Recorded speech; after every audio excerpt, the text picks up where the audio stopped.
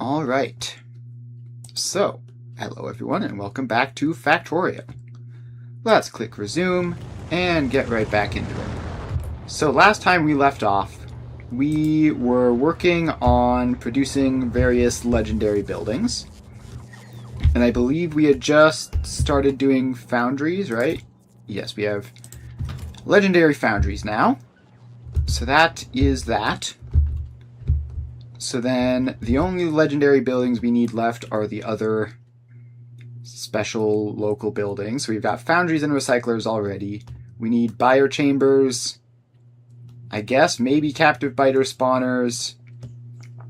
Oh, and I guess we're going to want oil refineries and chemical plants set up, but those should be mostly just combinations of stuff we already have. Like stone brick, we can get that from legendary concrete if necessary. And chemical plants is all stuff that I have already. EM plants, I believe we should be able to do pretty easily because it's refined concrete. And then cryogenic plant is going to require like a massive overhaul of Aquilo to get that done. And yeah, so let's just start with gleba. So let's get biochambers done. So we need pentapod eggs, nutrients, and landfill. So that is gonna be pentapod eggs are just legendary nutrients and other legendary pentapod eggs, right? So if we can get legendary nutrients and then get a loop set up for these, then that will be that. So we're going to need to jumpstart it, but it'll be fine. Legendary nutrients are going to be a bit of a process. There's a couple ways of making them. We could do legendary bioflux. I believe we have somewhat production of legendary bioflux if we just go over here and convert the legendary plastic stuff over. Right, this is all still working, but actually very poorly. We've only made 203 legendary bioflux ever, which makes me assume something has gone horribly wrong with all this. But that's fine because we can just set it up to... We can just set this up to work better now that we don't have any limitations on the number of modules that we need. So let's just design a new version. So currently we are doing jelly and Yumiko mash separately. We could just cycle bioflux itself, which would mean just producing massive amounts of bioflux first off of just regular jelly and Yumiko mash. So let's do that, and I think our goal is going to be, I don't know, how much does this do? This does 1.3 per second in terms of bioflux production. So I guess we kind of need... I don't remember what happens when you recycle bioflux. You get bioflux back. Okay, so that makes it a little bit more straightforward because we don't have to do crafting stuff, but I think it might also make it a little bit less efficient. So how about let's look at the Yumiko mash alternative. There's no like bioflux productivity recipe, right? That's not a thing that exists anywhere. No, it's definitely not. Okay, so that's fine. So what we need to do then is just get a bunch of bioflux and crunch it down. So we are going to want to set up a row of biochambers with the alternating things. So you get speed, you get productivity, and you will be set to make bioflux. So that will be sort of our end product. Now, with tier 1 productivity modules, that is like 2 to 1, basically. And when it's powered, we're going to want more speed beacons as well. So if we want to have a lot of legendary bioflux, we're going to need to get a huge amount of regular bioflux. So that's going to be pretty high throughput stuff there. Now, hopefully those speed modules will show up eventually. So one of these biochambers is theoretically 6 items per second, and is going to take in, yeah, so it's just slightly better than 2 to 1 in terms of the Yumiko mash, and a little bit better than that even in terms of the jelly. So if we want a full belt of bioflux, we're going to need 2 full belts of Yumiko mash and jelly. So let's work out our bioflux input can be like that. So if we just do, if we just get you going like this, then that would be 2 of those, and we need these to be stack inserters for the efficiency that we're looking for. And we're also going to need to worry about the landfill, which is going to probably be a nightmare to get set up. But for now, we're just going to be doing the bioflux,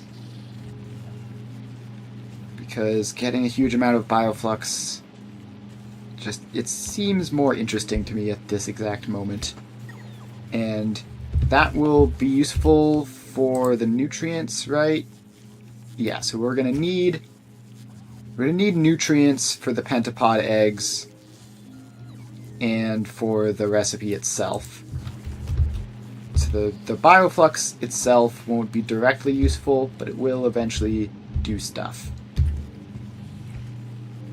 So we have this setup here, and that is like 13 per second approximately. And if we then want to get, let's see, so if this is like 13 a second, and this belt can take 60 times 4, then we just paste a bunch of these out there. So that's a little bit more than 12, which means if we need to get up to 240, we're going to need 20 biochambers like this, right? 12 times 20 is 240, so we'll probably need more like 18 or 19. So this is 8, and that is 10. And then we just duplicate that whole thing, and we have 20 biochambers, which they're apparently successfully making. And this massive scale biochamber production certainly is something which would be easier if we already had legendary biochambers, but that's just the same chicken and egg problem that we've always had with this stuff. And apparently productivity modules are showing up properly. So far, everything seems like we've got all the right ingredients. And this will just be one stage of the process. And it sure is taking a while. Sure is taking a while for these couple guys up here to get built. Or deconstructed, it looks like.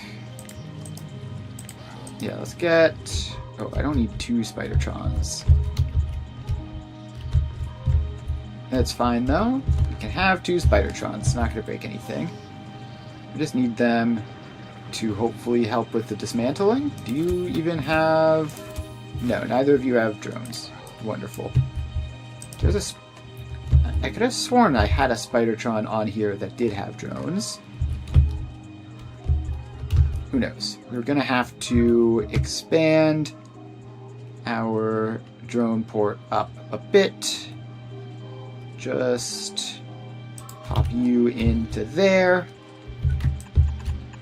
And then bring power across. And that should get that last corner in. And then this should be enough bioflux. So now we need to get the inputs set, which are going to be 2 belts each, right? So each of these rows of 10, 2, 3, 4, 5, 6, 7, 8, 9, 10. Each of these rows of 10 is going to be taking in... Wait, is this wrong? Yes, this is actually still only half what we need. Wonderful. Okay. That's going to be a whole lot of biochambers. I guess let's copy that whole thing. So now we have 40, and 6 times 40 is 240. So this will fill up our entire row. And apparently the row report does reach the entire way. Okay, so now each of these just needs 2 belts of input, which will be going along this way and along this way. I probably should have got these in first, because now I know that this drone port actually needs to be like a millimeter further down. So we can get that set up. And now Gleba is going to need more modules, which is to be expected.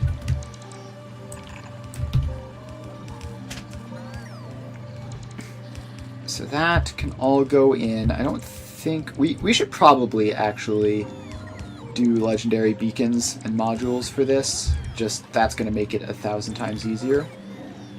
So, somebody here, transport platform. You are going to go to Vulcanus and pick those up. And that is going to end up making this dramatically more efficient, and we won't need nearly as many biochambers with that. And we also hopefully won't need as much inputs either if we get the legendary modules in. Oh, we also need the nutrients input. That's gonna be an issue for this, although not much of one actually. We can just have that run along here in the center. So let's hopefully get those modules over here first. Actually, I have fast transport, right? You are all the way out in Aquilo, but even still, you might be faster to get to Vulcanus and then Gleba than the transport platform, because it's just hilariously slow. So let's see how that works out. In the meantime, we will be... Wait, actually, that's gonna cause problems. Hopefully, we should be able to make this a single row. So the problem is that we need these to output to a full belt. Now if we just take you back like this and build you up there, then we can fit 2 more belts in. A nutrient belt shared between the 2 and a second output for this row of biochambers. And it looks like I've managed to get them slightly off-center, which is fine, because it really doesn't make a difference. Alright, so fast transport is half of its way to Gleba. You don't happen to already be carrying...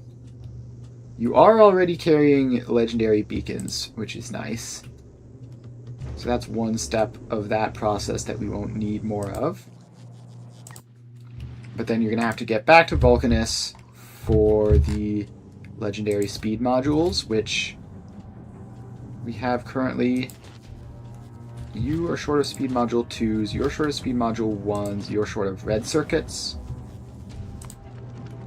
Okay, and then Fulgora to Vulcanus is at Vulcanus, but it doesn't have any red circuits. Did something break here? Has something gone wrong? No, you still have plenty of red circuits. So, I don't know what happened with that, but must have just been like one missed thing. We have 184 legendary speed modules, so it should be fine anyways. So back to designing this, we're going to need to get these power poles up here to get all of these inserters and beacons now that it's a bit further apart and they can't reach across the center.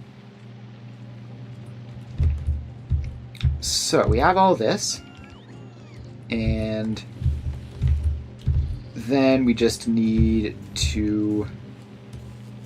I actually don't know if we'll be able to take in this many items per second from a long-handled inserter. What's your speed?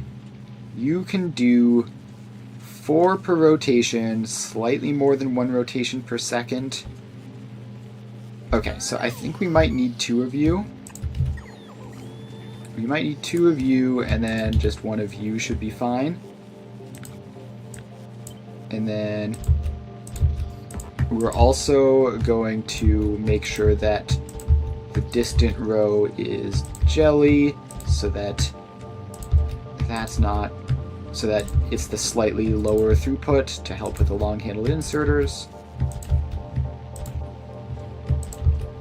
And this whole giant process is why I usually like to have the quality cycling as early in this process as possible, because it just prevents as much need for massive production lines as possible, but can't always be avoided. And it's not going to be that complicated to get set up once this is all in. Okay, so everything is powered and it's all good. So now I just need to copy, actually I'll grab the biochambers in the copy so that we rotate you, and then now we can make sure that this lines up correctly. So that all goes into there. And apparently we need a bunch of long-handled inserters, which I thought we only make bulk inserters and fast inserters on site. So what's long-handled? It's plates, gear wheels, inserters.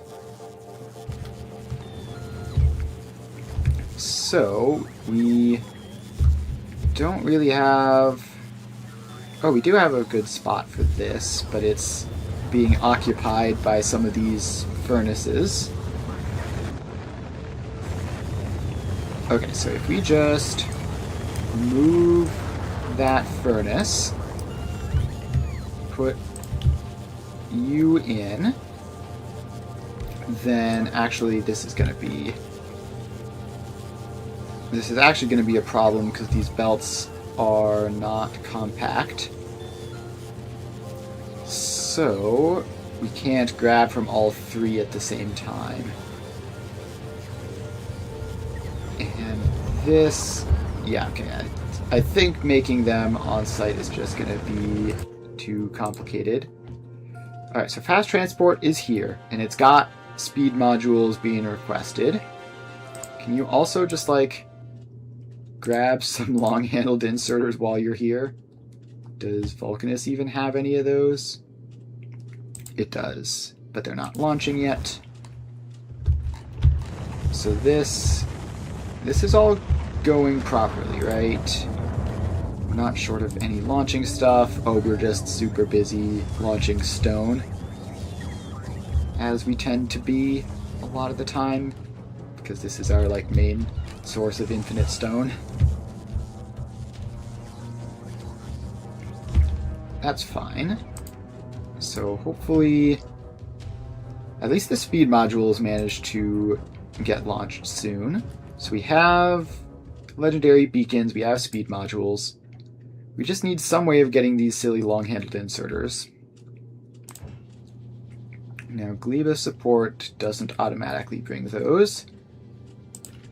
So yeah, we're just gonna have to pick them up somewhere.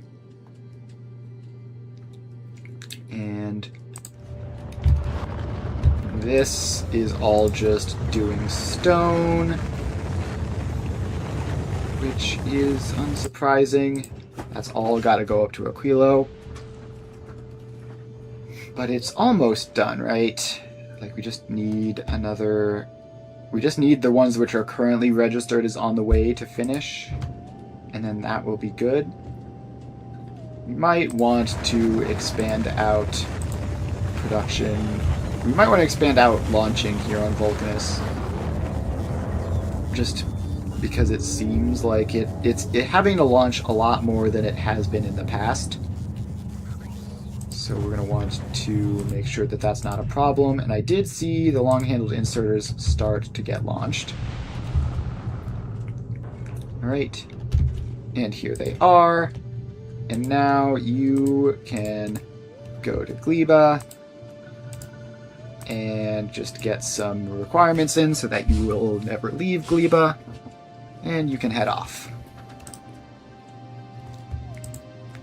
Alright, so now you're off. And yeah, you should be there soon. Transport platform, by the way, hasn't even made it to Vulcanus yet, despite the fact that it was closer and I sent it first. So you don't need to go to Vulcanus anymore. You can just start going to Gleba with your quality modules, I guess. So that is that. Now all of this is waiting. We somehow did end up getting the tier 3 productivity modules at some point, so that's good. Alright, so we're gonna have way more biochambers than we need once the quality beacons and speed modules show up, as well as quality productivity modules. So that's gonna change like just how much of this we all need. So I'm going to wait for that to show up so that I can redo the math. And with this being fast transport, it's already 2/3 of the way there, so that's not going to take long at all. Although we won't get the productivity modules until transport platform shows up in another month and a half. But it shouldn't impact the speed too much. So that shouldn't be a problem. And we're just going to have to get this down and then set up properly. Alright, so now you're here. You send down speed modules, beacons, and what else was there that we wanted? You know, some legendary roboports never hurt anyone, right? May as well drop some of those down. Oh, and the long-handled inserters. You can get those down as well. And now Gleba should be just about ready to go. So we're going to set up one of these first and then figure out how much stuff we're going to need. So that is all set up. And this is 23 per second on its own. So we're going to have to completely redesign this to keep up with these speeds, and if we eventually do get the legendary biochambers in, it'll be even more ridiculous. But we only need like 12 of these, probably even closer to 11. And that's before we get the legendary productivity modules set up. So that's some pretty good output right there. Now, transport platform is already half the way there, and it is carrying the productivity modules. So fast transport, you can go back to novice now that you've dropped off everything you need. And I do want to see what the boosted productivity is going to be, because it's probably going to be a big difference as well, although not like an infinitely huge difference or anything, but it's going to be noticeable. So it'll probably bring it up to like 25 or 30 per second. I'm going to guess closer to 30 per second with the productivity boost in terms of output. But it's tough to estimate these things. So first of all, we can just like straight up the bat dismantle like most of those guys, because this is way faster. It's like 4 times as fast almost as all of these. So we can just get to work dismantling those now, because they're not going to be needed. By the way, how's Foundation going on this? We have stone being fed in from Space Platform, right? So yeah, we have thousands of Foundation here, which is going to be still too awkward to do Legendary mode. I think we're going to want to make Legendary landfill on Vulcanus and ship it over, because Vulcanus has the free infinite stone. So that would make the most sense for that. Also this, for some reason, we need 1 extra power pole in there and 1 extra power pole up there. Assuming we're going to be needing all of these machines, which we also might not once the productivity modules show up. So we're going to have to we're also going to have to redesign this so that we have two stack inserters and somehow also a stack output. So we're going to have to do some clever stuff for that. So you get to drop down your legendary productivity and quality modules. Quality modules aren't strictly necessary for what we're doing right now, but we're probably going to need a bunch of them at some point, so we might as well get started with that. And if only we already had legendary biochambers so that we could use those too, this whole thing would be like 2 machines worth. But sadly, not an option. Alright, so you are our test subject, so when we put the modules into you, you get up to 30.7 per second. And our goal is 240, so we're going to need 8 machines like this. Alright, so we're going to need 8 machines, and 1, 2, 3, 4, 5, 6, 7, 8. So, first of all, we definitely don't even need the double rows. Alright, so yeah, this whole design here isn't going to work, actually. Might want to just dismantle the entire thing and then just redesign it immediately. So, this needs 2 stack inserter rows to deal with the Yumiko Mash and Jelly. and simultaneously a stack output to deal with the bioflux output, and simultaneously a regular input to deal with the nutrients, which it's going to need a lot of, because 815% max consumption. Actually, 4 megawatts per second. These are 2 megajoules, so it's going to need like 2 of these per second-ish as well, which is nothing compared to the other inputs, but it is not small. So if we need 2 stack inputs per second and a stack output, that's obviously not possible with just pure lanes. So instead, we are going to set this up to be, let's see, how do we actually do this? So we need to get 2 stack outputs on one side.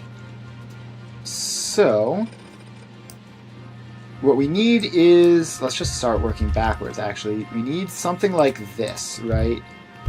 So these two both go right next to it, and then input. So we have that. Then we need both of these to attach to belts which run past. So you go like this and then forwards. You go like this and then underground and forwards. So if it's something like that, then we can even, if we just cut you to be there instead, so that tiles properly, right?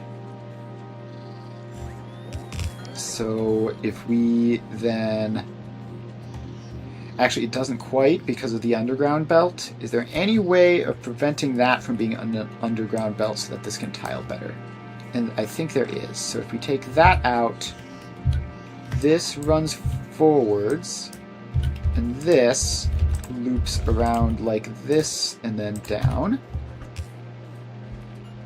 So this fits entirely within the space of the biochamber and then continues on outwards.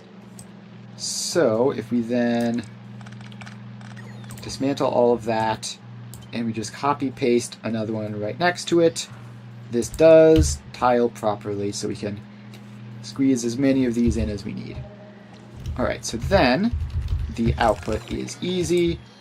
We just have one stack inserter going up this way and a long-handled inserter feeding the machines. And I've just realized that we didn't need to work this hard to get these to tile because we need the modules and everything.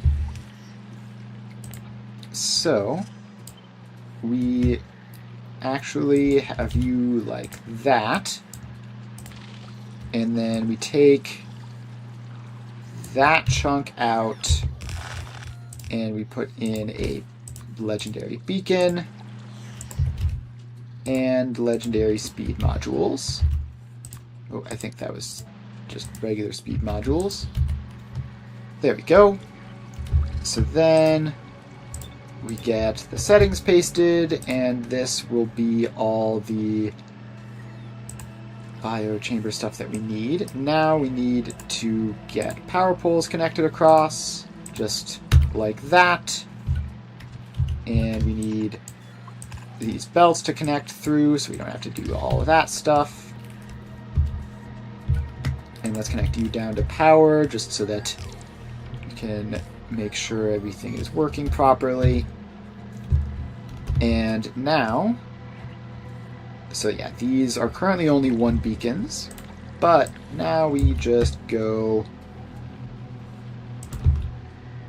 place these in. That's 4, 5, 6, 7, and 8. Okay, so now we have this. Once the modules all show up, then that should be correct. Why are you... Oh, I haven't put in the legendary productivity modules yet. Let's get those placed across as well. And then this should be all that we need. And now we have to actually make sure that the input numbers work. So we have the outside ones need their secondary beacons as well. So let's get those set up like so. And you are going to be 46 and 40 to get 30. So we are going to need to load in more items halfway through. So let's dismantle this line down here because it's incorrect. We do want to keep the power lines connected up though. So we have all that. Power is connected back up. Alright, so we have 30, 60, 90, 120, 150, 180, 210, and 240 once this last beacon gets placed, which of course is just barely out of range. Or no, did we actually somehow dismantle... Somehow we dismantled the RoboPort. So let's get that back in. So this will be all of the biochambers, but it's going to be more complicated for the inputs because we need a second... We need to basically resupply for the Yumiko Mash and Jelly because one single full belt isn't going to be enough for them. And that is... Fortunately, we've got all these splitters in here, so it should be fine. So when do we have to do that? The Yumiko Mash, let's round up to 50, and we can hold up to 240. So this is 50, 100, 150, 200. So yeah, we definitely don't need to do it until just before this biochamber. So what we can do is in this area, we have that, and we have this, and then these two belts can resupply with our backup production of Yumiko Mash and Jelly. And then down this way we are just going to want some furnaces to, or heating towers to deal with the output.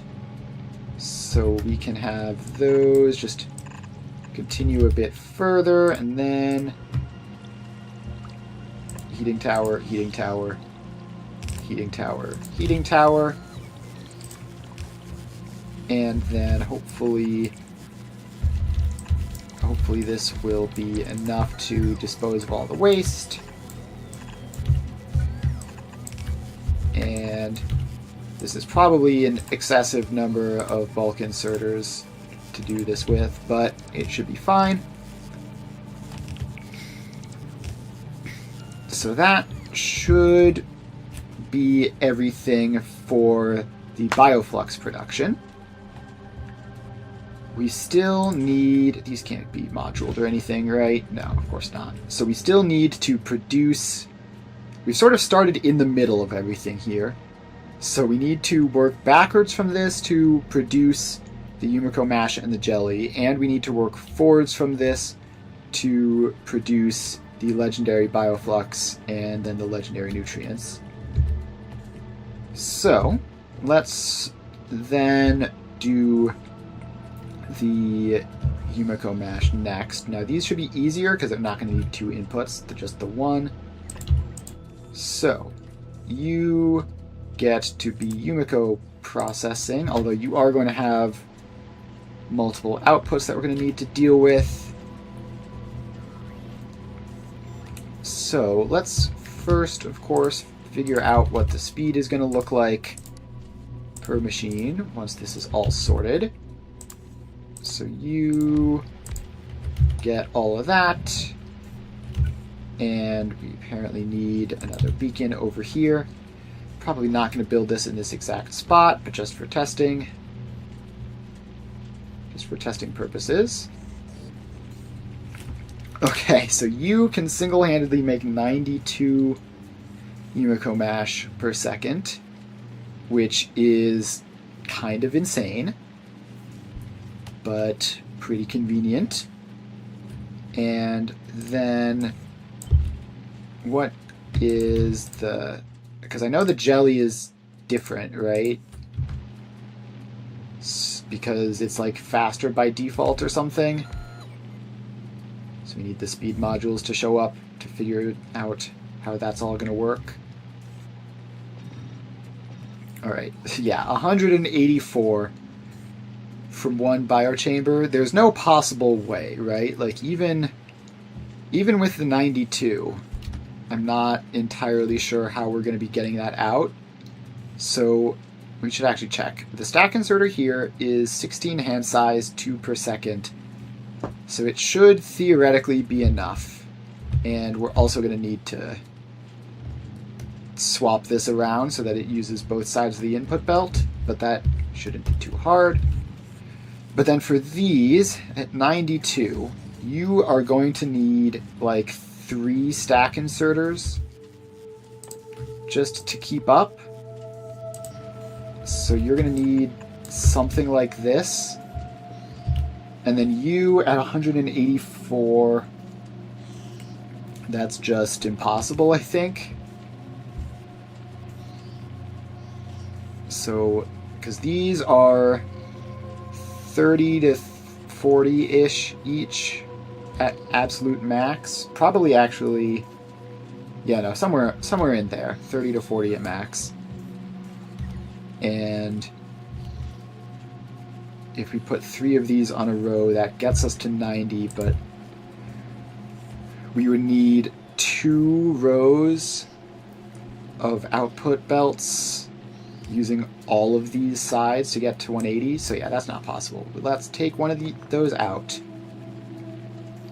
And even with just this, it's still more than manageable. So let's actually deliberately make those slower speed modules to see if, because somewhere around 90 should be manageable for both. Alright, now that's down to 58. It's really that much of a difference, huh? So you're plus 50%, you are... It doesn't even say. Yeah, I guess it is that much of a difference. So maybe if we go like 1 legendary speed module in here and 1 regular, then maybe you can be fine. Okay, so that gets us to around where we need to be. We could actually just do 2 beacons of regular speed modules. Let's look what that is like. So if we do that, then we have to wait for all of the drones to do their thing. And you are now down to 43 per second right now, and now you're up to 78 per second. That's manageable, probably. So it could be a lot worse. And so you are also going to need 3 stack inserters of output, although I'm actually more confident in your ability to manage it like that, because we have some ability to round up in our estimates of how much these guys can output. Okay, so we need to get how much total?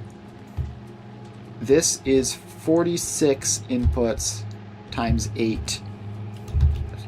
Alright, can I just get a arithmetic combinator to get a more exact number on this? 46 times 8 and output to a random signal. Let's go equals. So we need 368 Yumiko mash. And then 37 times 8. 30, not 377. 37 times 8 equals 296 jelly. So let's actually just set these signals to be the things that we are producing, just so that we can see 368 of that and 296 of that. So 368 divided by 90, we can be a little bit more of an estimate with that, is like 4 almost exactly, right? Because 9 times 4 is 36, and then 8 times 2 is, so yeah, we should have a bit, like a couple Yumiko mash per second of cushion with having 4 of these. So let's pick you up and just sort of move you away somewhere. I still want you to exist so that I can copy paste that setup and just like check the numbers and stuff, but I don't need you to be right there. Okay, so now the problem is going to be getting all of this onto belts, and I think what will be easiest is we are going to have, we're going to cut you as well, bring you down to there, then you get a belt running across, and then another one up here. So this is going to be somewhere around 180, right? 184, I believe, once it's all said and done. Now each side of this will be getting 90 in stacks of 4, so this should be actually like pretty close. 180 is like 2/3 ish of the 240, which is the max cap here, right? A little bit more than 2/3. So this should be fine, and then we can then copy paste this and get another one, and this will be the other two, which will be feeding into the halfway point. So now we need to figure out how we feed all these. They also need kind of complicated inputs, but it's not nearly as bad. So they need, it's actually kind of weird though.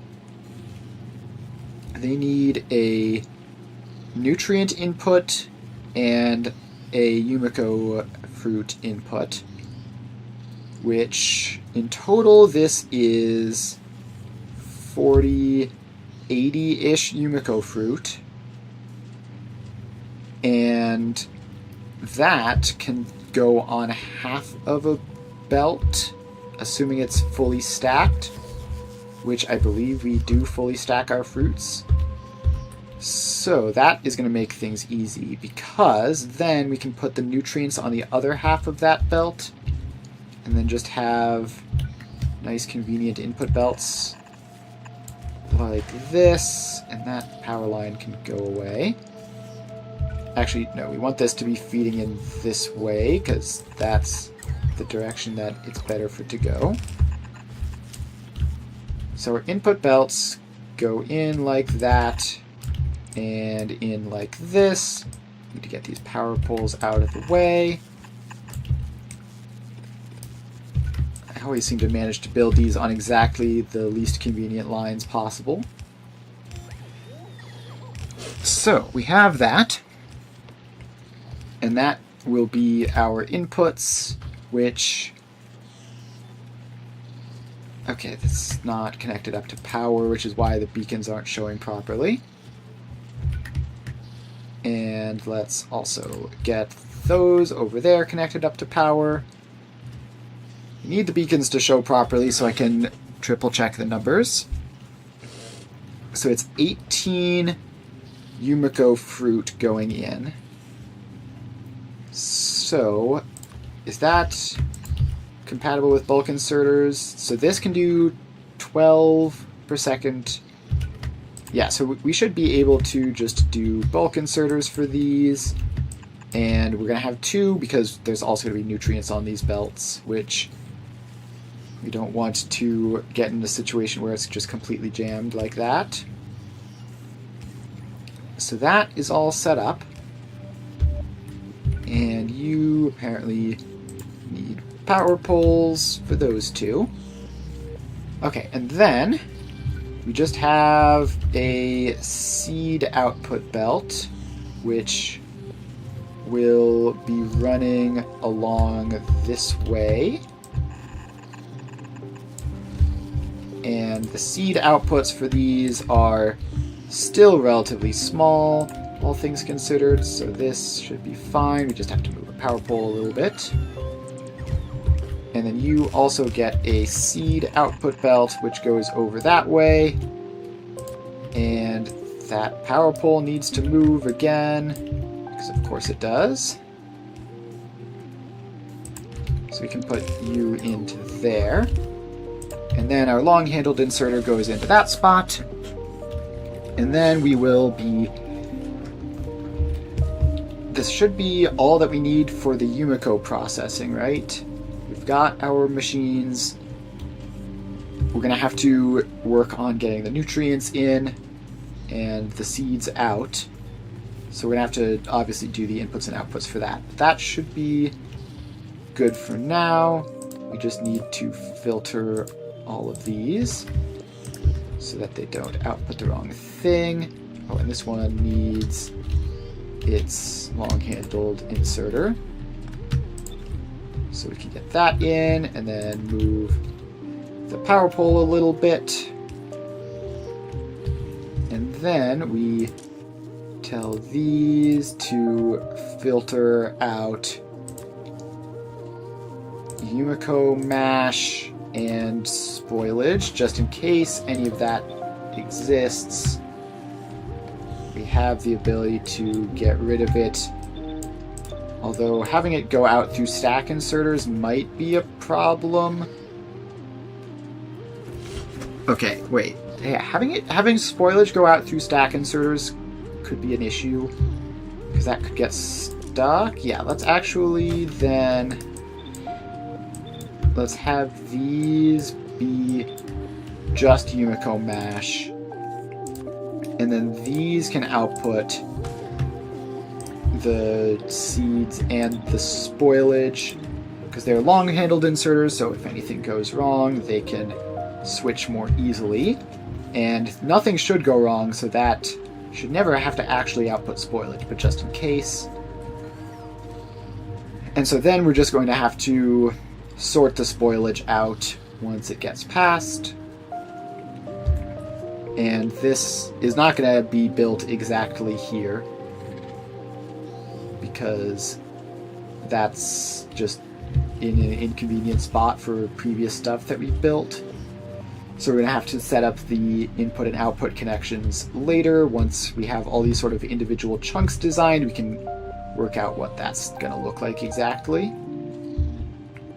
And on that note, let's go over here to our jelly. So this is almost exactly 80. And we need 370 jelly per second, right? So 370 jelly per second means divided by 80 is like 5, right? Because these would go up to 400 with that. So yeah, we're going to need 5 of these instead of 4, which it would be real convenient if we could get these numbers just like a little bit higher than 78.8. Maybe. Let's try to just, under these circumstances, if we make one of you legendary, what happens? Just trying to fiddle with the numbers enough to get it to line up properly. 105. 105, and then what happens if we like straight up delete you? Now you're at 87, so that's almost 90, and 90 times... Oh wait, I was doing the math wrong. I wasn't looking at this. So we need 296 jelly. We need 296 jelly. I don't know why I thought it was just exactly 10 of these. It's 8. 296 jelly means that's about 300, which at about 90 would be just a little bit more than 3 of them. And then if we simplify that, so we don't have all this weird stuff going, so it's down to 70, then 70, or this is almost 80, right? Yeah, so basically 80 times 4 is 320, and we need 296, and then we're obviously slightly short of 80. So yeah, 4 of these should work out just like that, and it should actually be basically the same setup as this, right? So can I just copy you, paste you, overwriting the details of everything, and then we just swap these to be jelly nut processing. Wait. So those are swapped to jelly nut processing. These are swapped down to regular speed modules. And hopefully that should get everything functional. Lots of weird just fiddling around with tiny things here. And now we're getting in trouble because these aren't beacon efficient enough. Okay, actually I know how to fix that. It's pretty easy. I should have done this the whole time. So if you go there instead, and then you don't need to exist at all, and we can then do the same thing for all of these. So if we just move these beacons closer to the center line, then it shouldn't be necessary to have 2 per system. We can have 2 that are shared across the entire thing.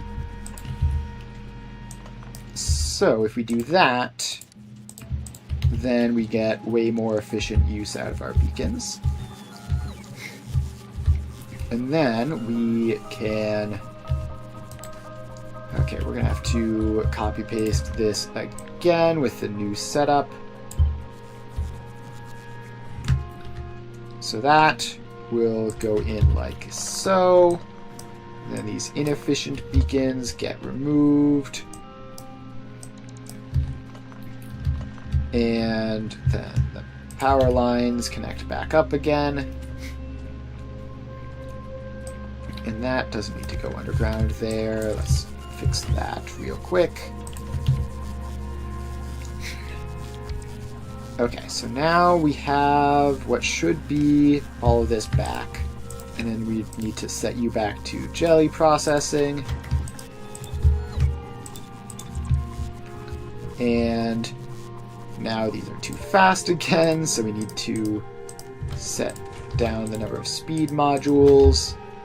And we're going to need to get some sort of platform.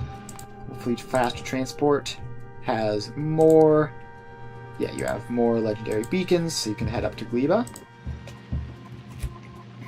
So now this is all going.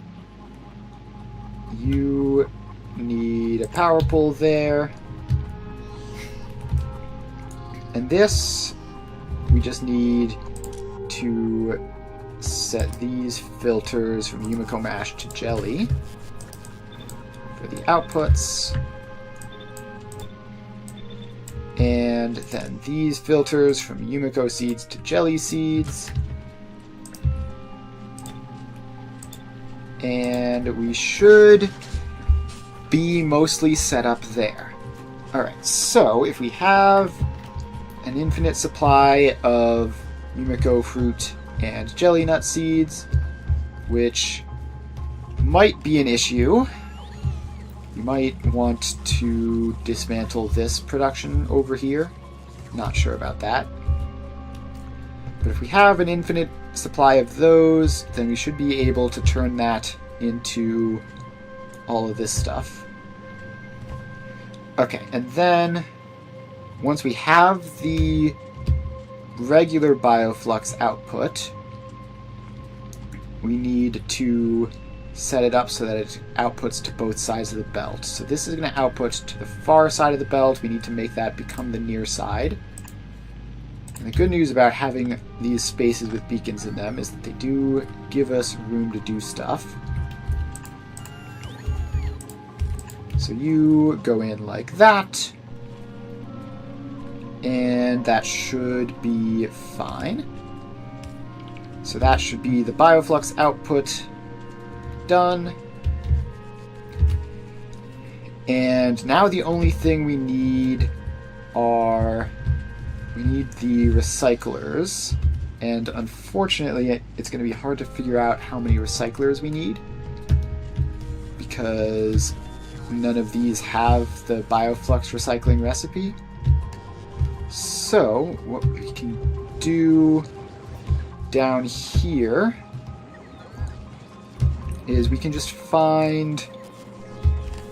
We have boxes full of bioflux, right? Yes. So if we just set this up purely as an experiment, let's build it somewhere near where I'm working so I don't have to scroll super far to find it. So we get a requester chest. We get a recycler. Actually, can we go legendary recycler here? That would be easier if we have them. Transport platform doesn't.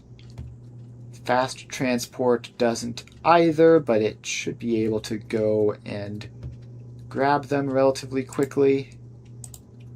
Okay, so let's drop off those and drop off some legendary drones, just because.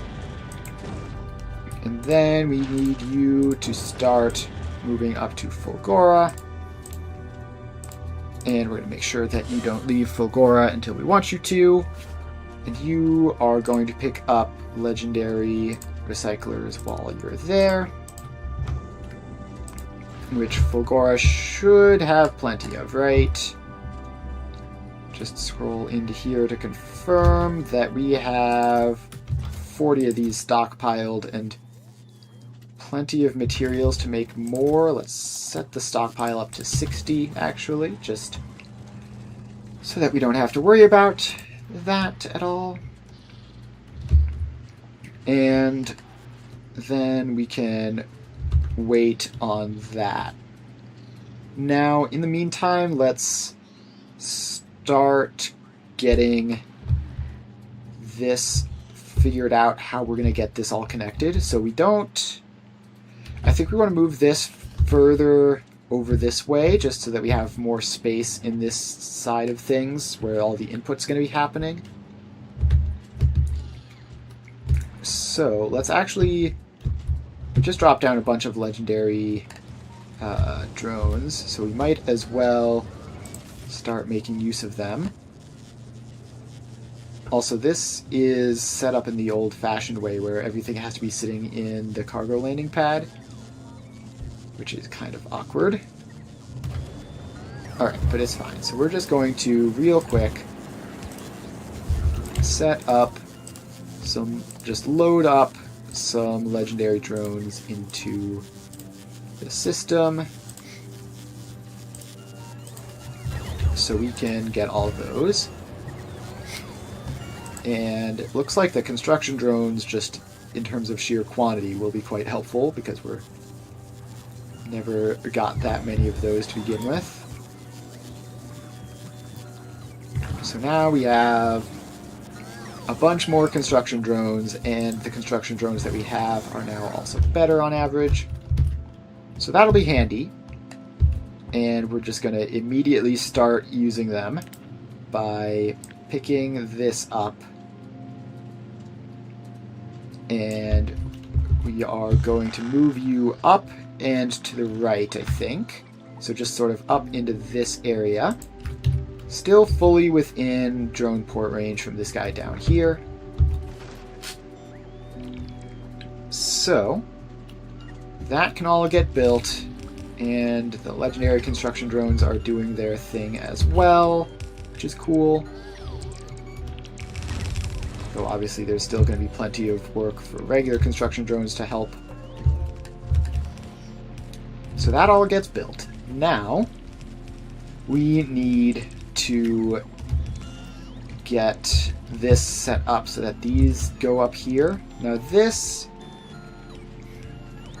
we don't need to worry about other inputs or outputs from this. So we might, I think I actually want these to be rotated to point upwards into this. Yeah, I think that'll actually work nicely. So let's grab you, rotate you vertically, and then you go into there. Then we grab you, careful not to grab the drone port, we need that one. And we can get you rotated vertically as well, and built into there. Construction drones are getting a workout, but that's fine. Fast transport is here, and it's got the legendary recyclers, or at least it's got half of them, and the other half are on the way. And we're going to need a lot of recyclers for this because we can't do speed module tricks with them to make them go extra fast, because they need to be quality cycling. So we might need to make even more trips, but that will be a start for that. And we can also, we also brought in some legendary drone ports, which we can start using just in a couple of these ones, which are obviously doing more charging. Like you, and you, and then probably this entire chain down to the stone. Would love to have legendary drone ports. And then, yeah, there's actually just a lot of drones going about doing stuff here, so just to try to get, it's going to be hard to catch all of them, right? But that should accelerate drones quite a bit once that all gets built up. So now we've got this. And first we need to get these internal connections in. Now, what is this belt going down here for? This... Okay, so these two belts we want to reverse, because this is the Yumiko fruit input, which needs to go up towards the Yumiko fruit, up towards the machines. And then this is the seeds output, which needs to come down to that way. And we're going to need to make those swaps to all of these. And all of these as well. Okay, so now all of those belts should be facing the right way. Next, we get the power poles connected so that they're all set up for that. And that will hopefully do the trick. Oh, we need more power pole connection up this way, because those were just sort of accidentally grabbed by power poles previously. Okay, so now we will be trimming these belts back because they don't need to go that far. And that will just be to give us some space for the belts going between the two steps that we've currently constructed. So now we take this belt and it is going to wrap around this way, go up into here, and then in that way. And then this belt will be going over into this one, and this belt will probably just be going directly up there, so this will be going across this way and over and into this like that. Can just get rid of that belt and that underground chunk.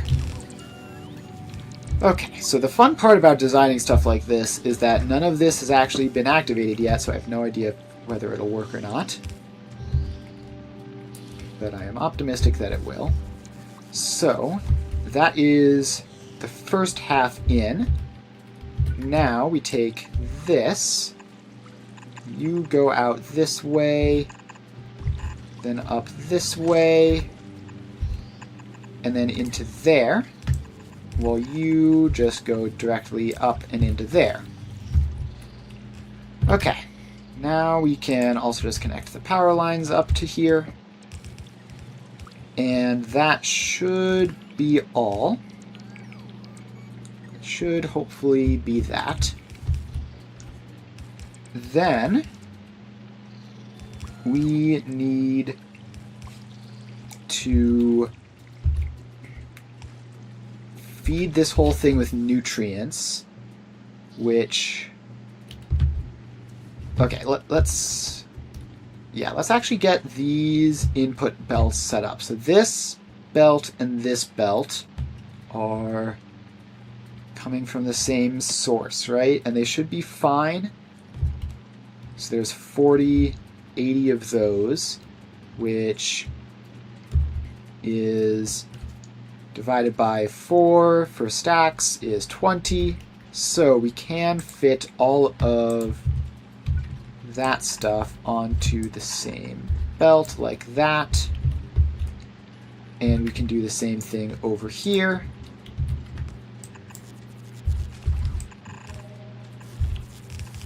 Because these should be even lower quantity. So now we have individual belts that will feed the entire system with the Yumiko fruits and the jelly nuts. So then our next step is we need to get the nutrients in, which will be using the other sides of these belts, but we need to actually produce nutrients first. Now, how many nutrients is this going to be? This is 4.5. Are all of these going to be 4.5 because they're all basically the same? Yes, so all of these are basically the same. Now, we have in total 1, 2, 3, 4, 5, 6, 7, 8.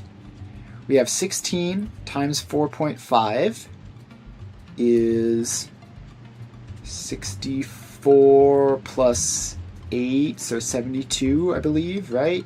Because it's 16 times 4 plus 16 times 0.5.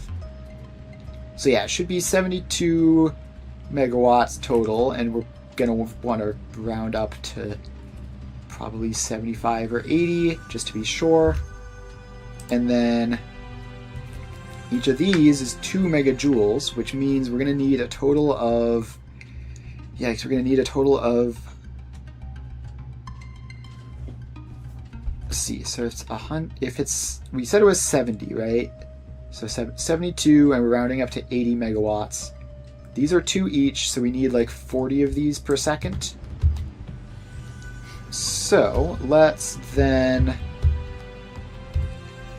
get another biochamber in, And you can take from wherever, probably. So you are immediately going to make nutrients from Bioflux. And you are going to be max efficiency so that we don't lose any items doing this. And then we might need a couple of speed modules in there as well. We will see.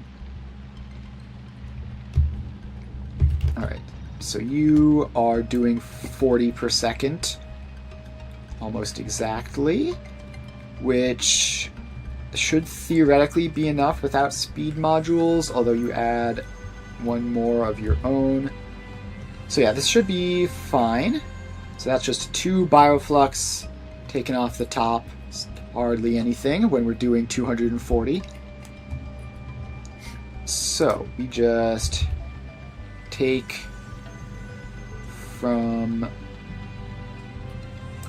some nutrients from there, we take some Bioflux from there, and then this will then output onto a belt, which is going to need to be a stack inserter for, and then we're going to need a drone port up here, it looks like. So we can put that drone port out here by the edge of everything where it hopefully won't get in the way, but it'll still be connected up. And then that will all get built. Now we need this to somehow feed all of these nutrient belts, which are this one up here. Okay, actually, I think I know how to do this. So you go up there, and then you can just go down across this way, get this belt rotated around to face the other direction. And then, so that will feed itself once it gets jump started. And we're going to have to deal with the nutrients problem somehow, or the spoilage could be an issue. But hopefully it won't be. Because you're 40 per second, so you do need to be stack inserter to get you out of one belt, right? Okay, let's actually have 2 stack inserter. Oh wait, no, I know a better way. So you have a stack inserter and a regular inserter. The stack inserter is filtered to nutrients. The regular inserter is filtered to spoilage. So if anything goes wrong, we could get things out that way, and we're going to need to do the same thing here, actually, for the Bioflux, which is tremendously annoying because of how I've designed this, but it is what it is. So we need to remove that power pole and instead have it nudged one over to the side like that. And then this stack inserter is filtered for Bioflux, and this regular bulk inserter is filtered for spoilage. And now, if we just copy paste those into all of these spots, that ought to do the trick. And then we'll have spoilage dealing at all these machines, which hopefully will never be necessary. Like, this should just be running at 100% all the time. We should never have issues, but it could happen. Fast transport is here. Was it supposed to be delivering something? Oh yes, it was supposed to be delivering the high quality recyclers, so we can get those down. Okay, so this nutrients itself, and then we just need those to get all the way down to here where they will fill the other sides of these belts. And then we're going to need to do a loop somehow. So this comes all the way down here and then into there. And, okay, how do we manage this? So we need to get nutrients into here, but then we need to keep all of these belts moving.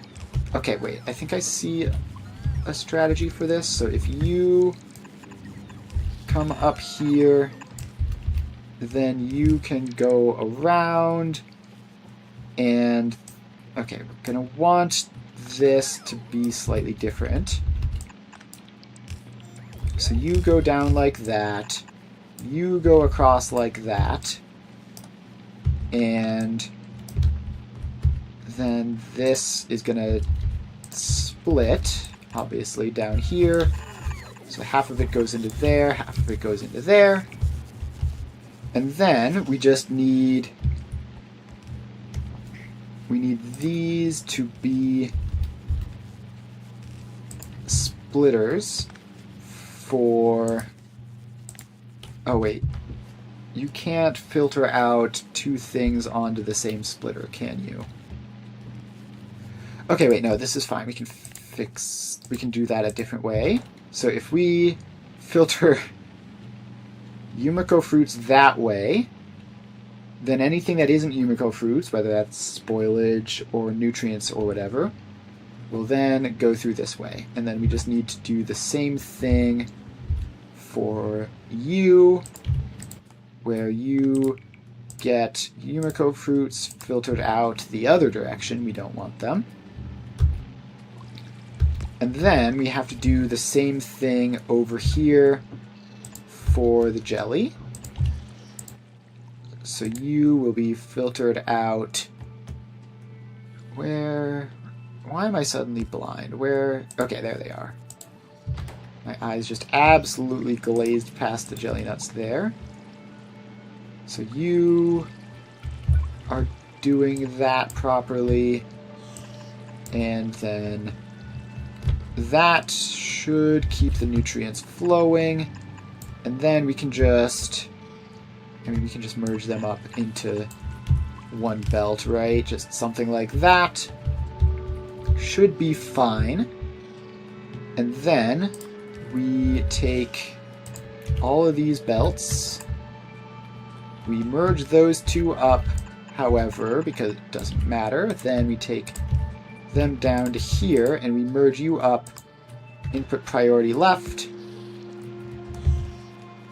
And that is that. And then we can also here filter spoilage out to the right, where we can then just burn it.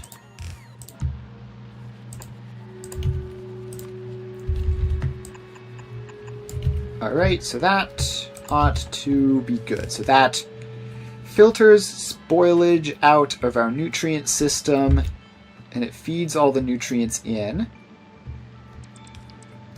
And, oh, we do need to make sure... We need to make sure that all the nutrients are always on the same side of the belt. That's actually potentially a problem with how I've done this. So you gonna go up, you're gonna get smacked on the left side. You're gonna get smacked onto the left side as well. And then these three will preserve which side they're on to begin with. So we need the nutrients to be on this left side from the belt's perspective. Is that where they end up going? Yes. So the nutrients there will start, they'll all be on the same side all the time. Then let's make sure to remember to power up those inserters so that we can successfully burn the stuff. Also, we have fusion generators here, so power isn't a concern. Just had to check that there wasn't some weird stuff with that. So we need to make sure, yeah, so all of the nutrients are on the left side and they should always stay on the left side. So then we need to just make sure that the Yumiko fruits and jelly nuts, when they come in, which they're going to be doing up this way basically, we just need to make sure that they come in on the right side, and actually, let's just force that as is. So you go like that, and you are now going to be forced onto the right side of the belt from this perspective, and any fruit input that spoils will no longer be priority split to this direction and will instead go out into here, so that should be fine. Although the fruits are just going to sit on the belt other than that, aren't they? That might be an issue. The fruit isn't going to be moving on the belts necessarily, which could be a problem, although having this filter at the end helps. It could be an issue if somehow the one in here is fresh, but the ones down here are spoiled, which shouldn't happen, but plausibly could somehow. So, we can actually just... yeah, we can actually just fix that by grabbing these outputs from here. So we have these filters, right? So we can just use them. And those then just loop back down. And this is why Gleba can be frustrating sometimes. There's just so many like interwoven loops that you have to worry about. So we just need to make sure that this inputs onto its same input belt on the right side, and you do that as well. Actually, we want this to be input priority right for that to work out, not just a brute force belt. Just to make sure that we don't get stuck somehow. Okay, so the Yumiko fruits should now be looped properly. The jelly nut fruits, that is the right belt, right? Yeah, the jelly nut fruits, now we're going to need to do them. So that comes down to here. And then we need you to do the same thing where you get over here, and then you loop up and input priority right so that you're all sorted. And then this one is, let me actually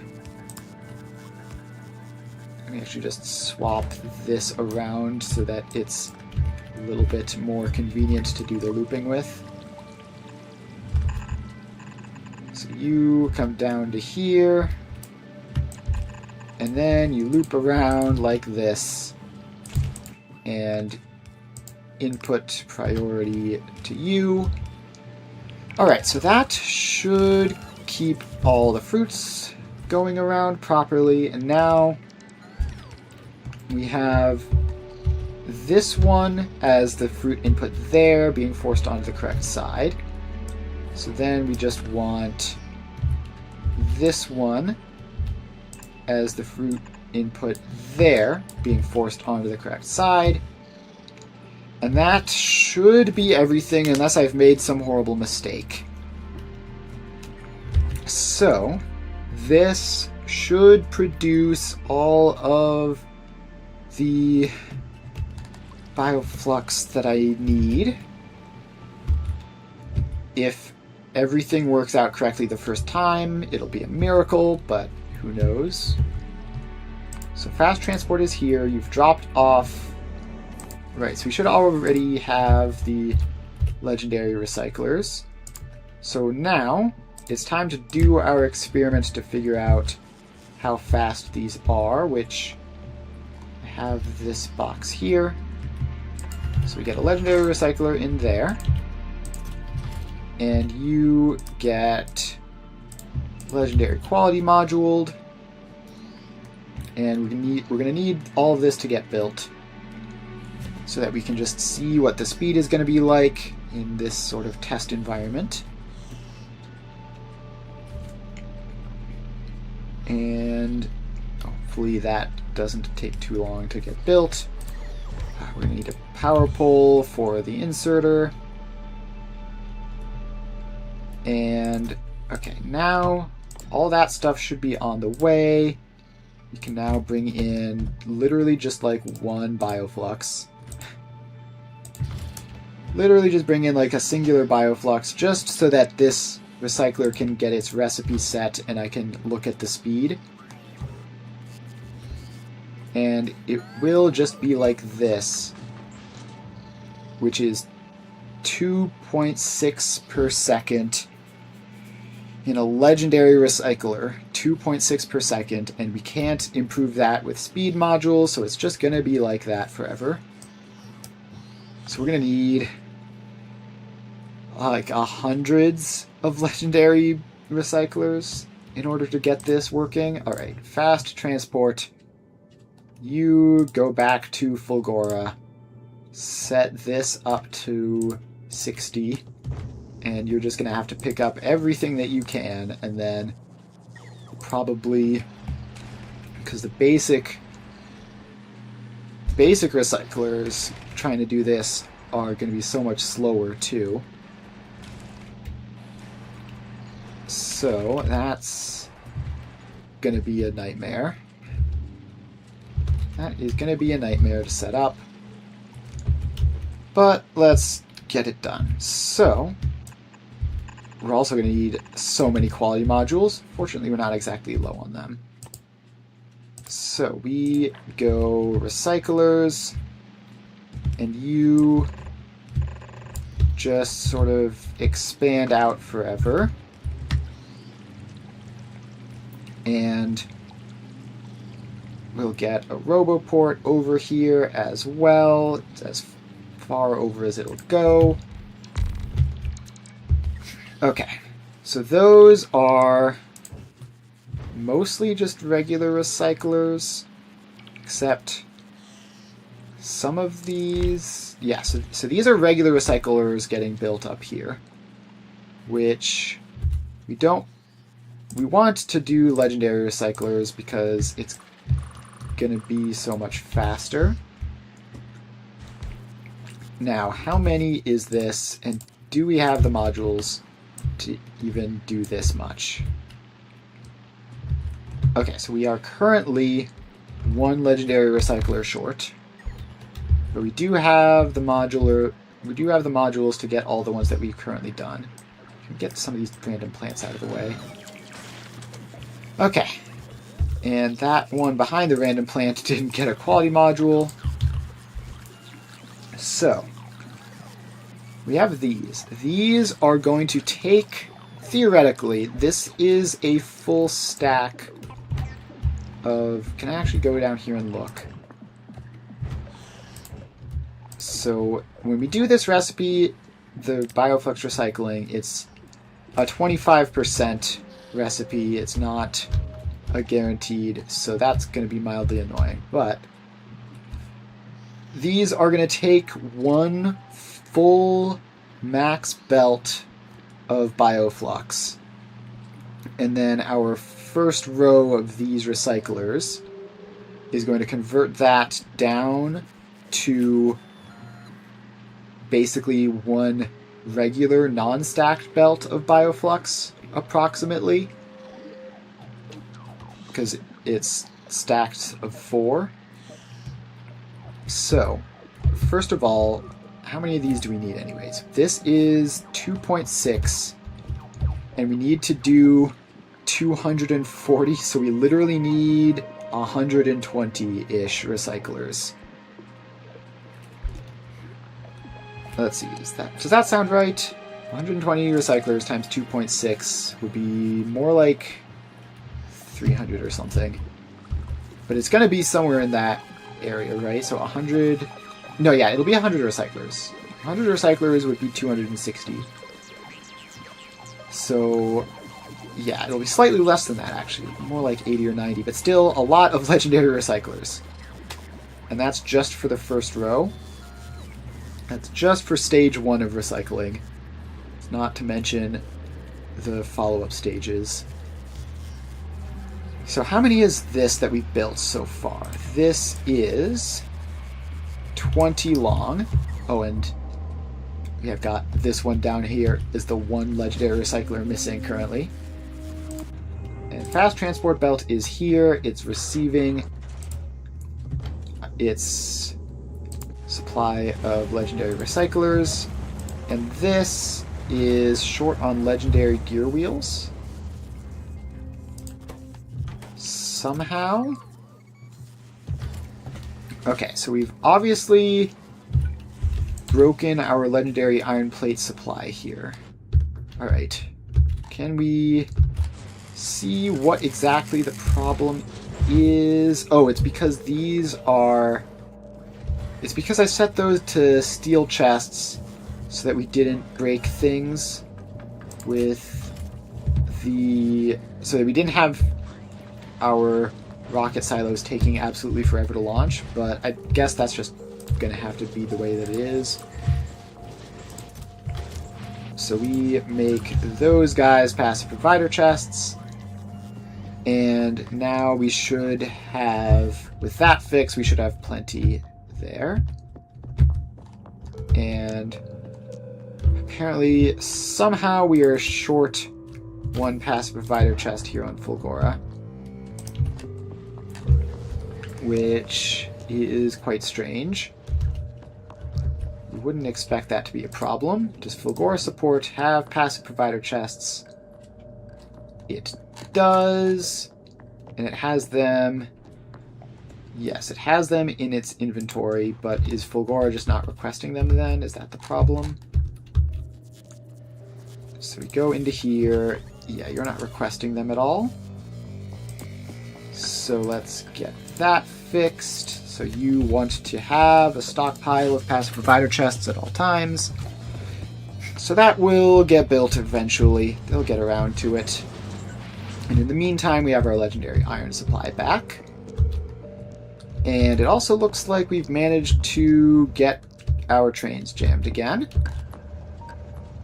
So you... Oh, I see. You're jammed because this is jammed because the red circuits... Okay, so the red circuit dismantling isn't going properly here. Sorry, we just got completely sidetracked as soon as we looked at Fulgora.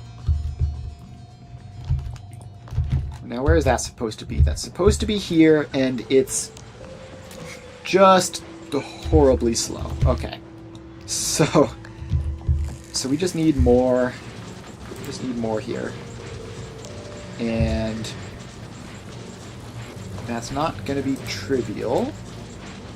But if we just get these guys in here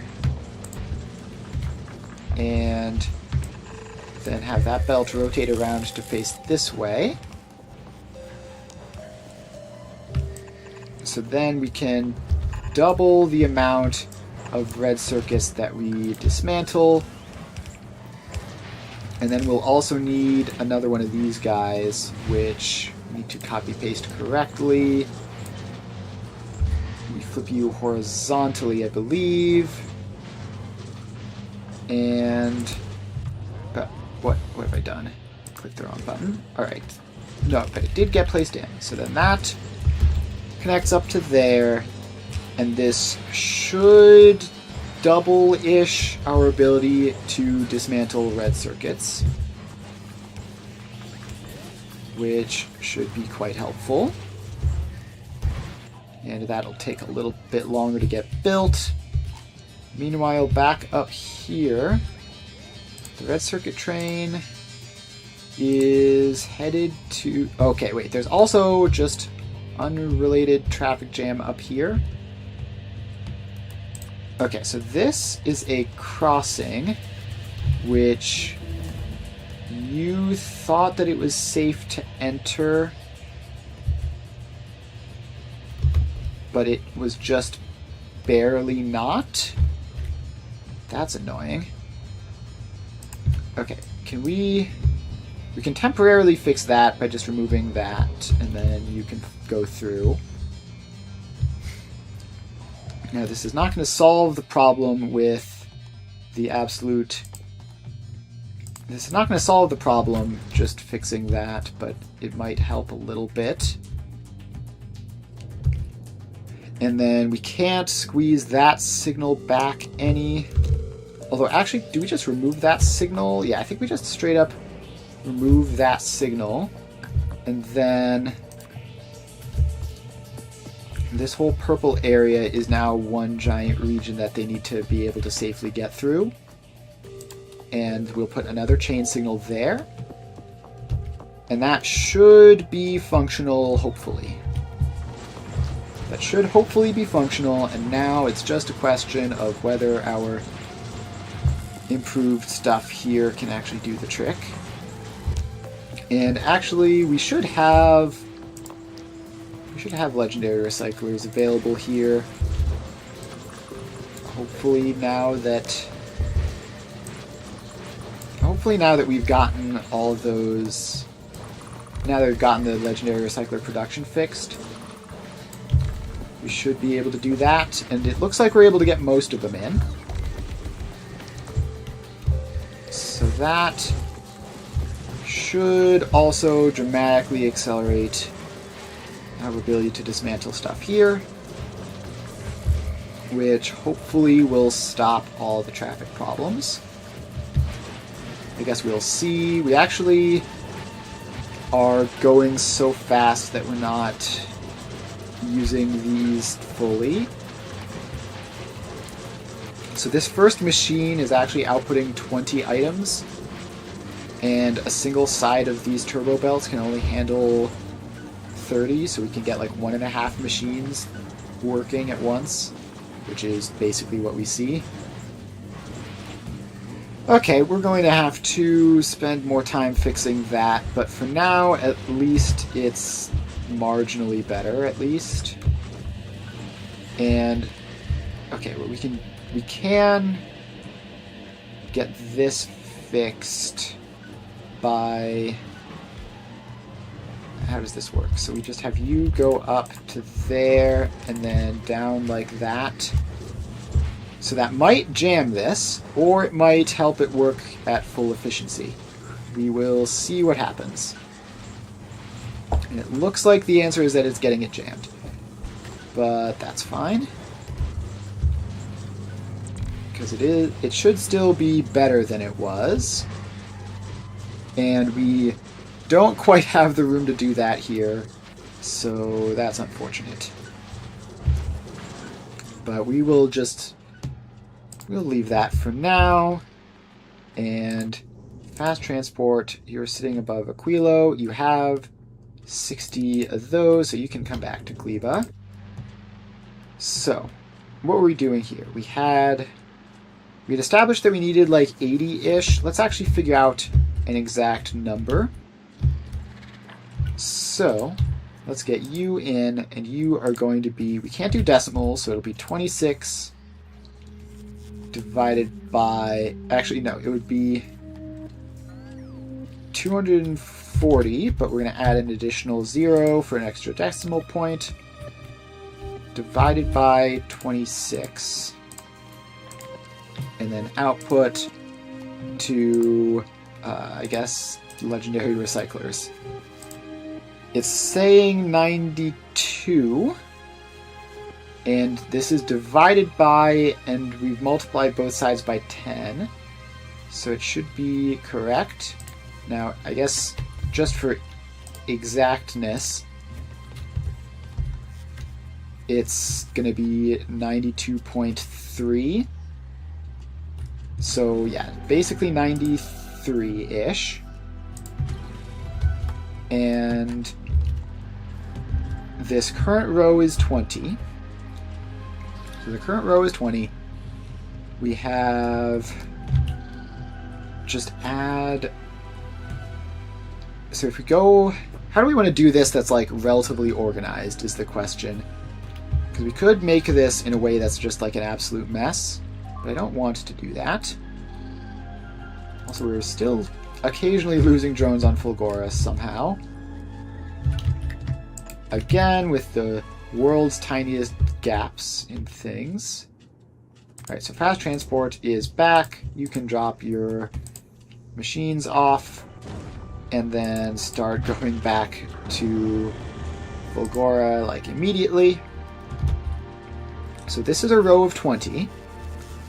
We need 93.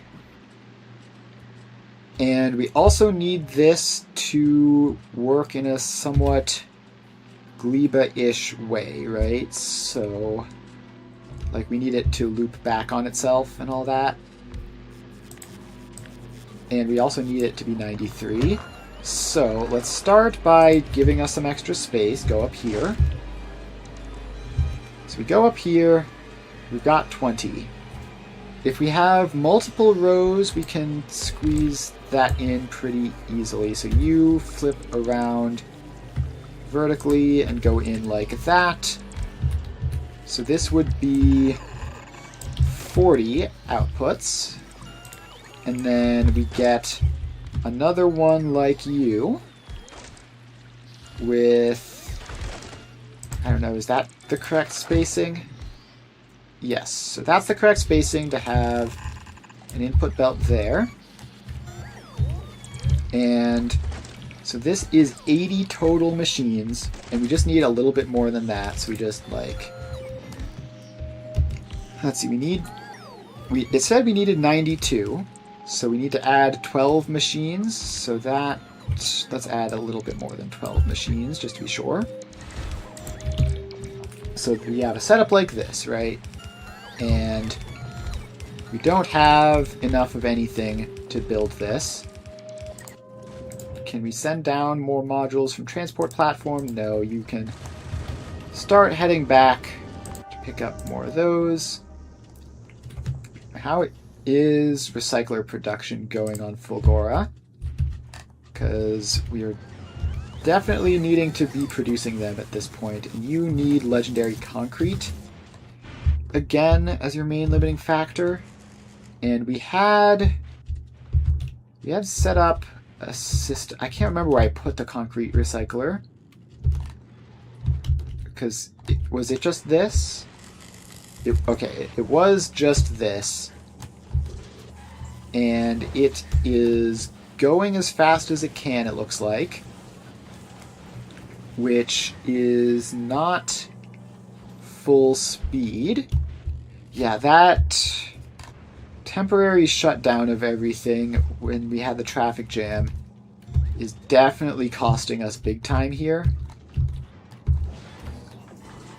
So this, what is this here? This is 120 theoretical. But for some reason these aren't stack inserters, so it's not able to work properly. Although I guess the number of recyclers here is probably correct anyways, and it's not like we have enormous spare amounts of concrete lying around. So this is fine, but we will make those stack inserters. Oh, I remember why I made them not stack inserters. Okay, yeah, we need to get... This should be functional as is. So you are filtered to concrete greater than normal. And then you are filtered to normal concrete. Or, okay, wait, no. And then I've done that entirely wrong because this is striped concrete. So we copy paste that across. And then you get swapped to striped concrete greater than normal. And that should be at least a little bit better.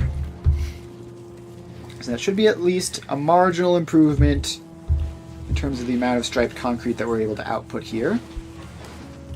There's still going to be some stuff that isn't stacked fully, but it should be okay. And this is still completely disconnected from this,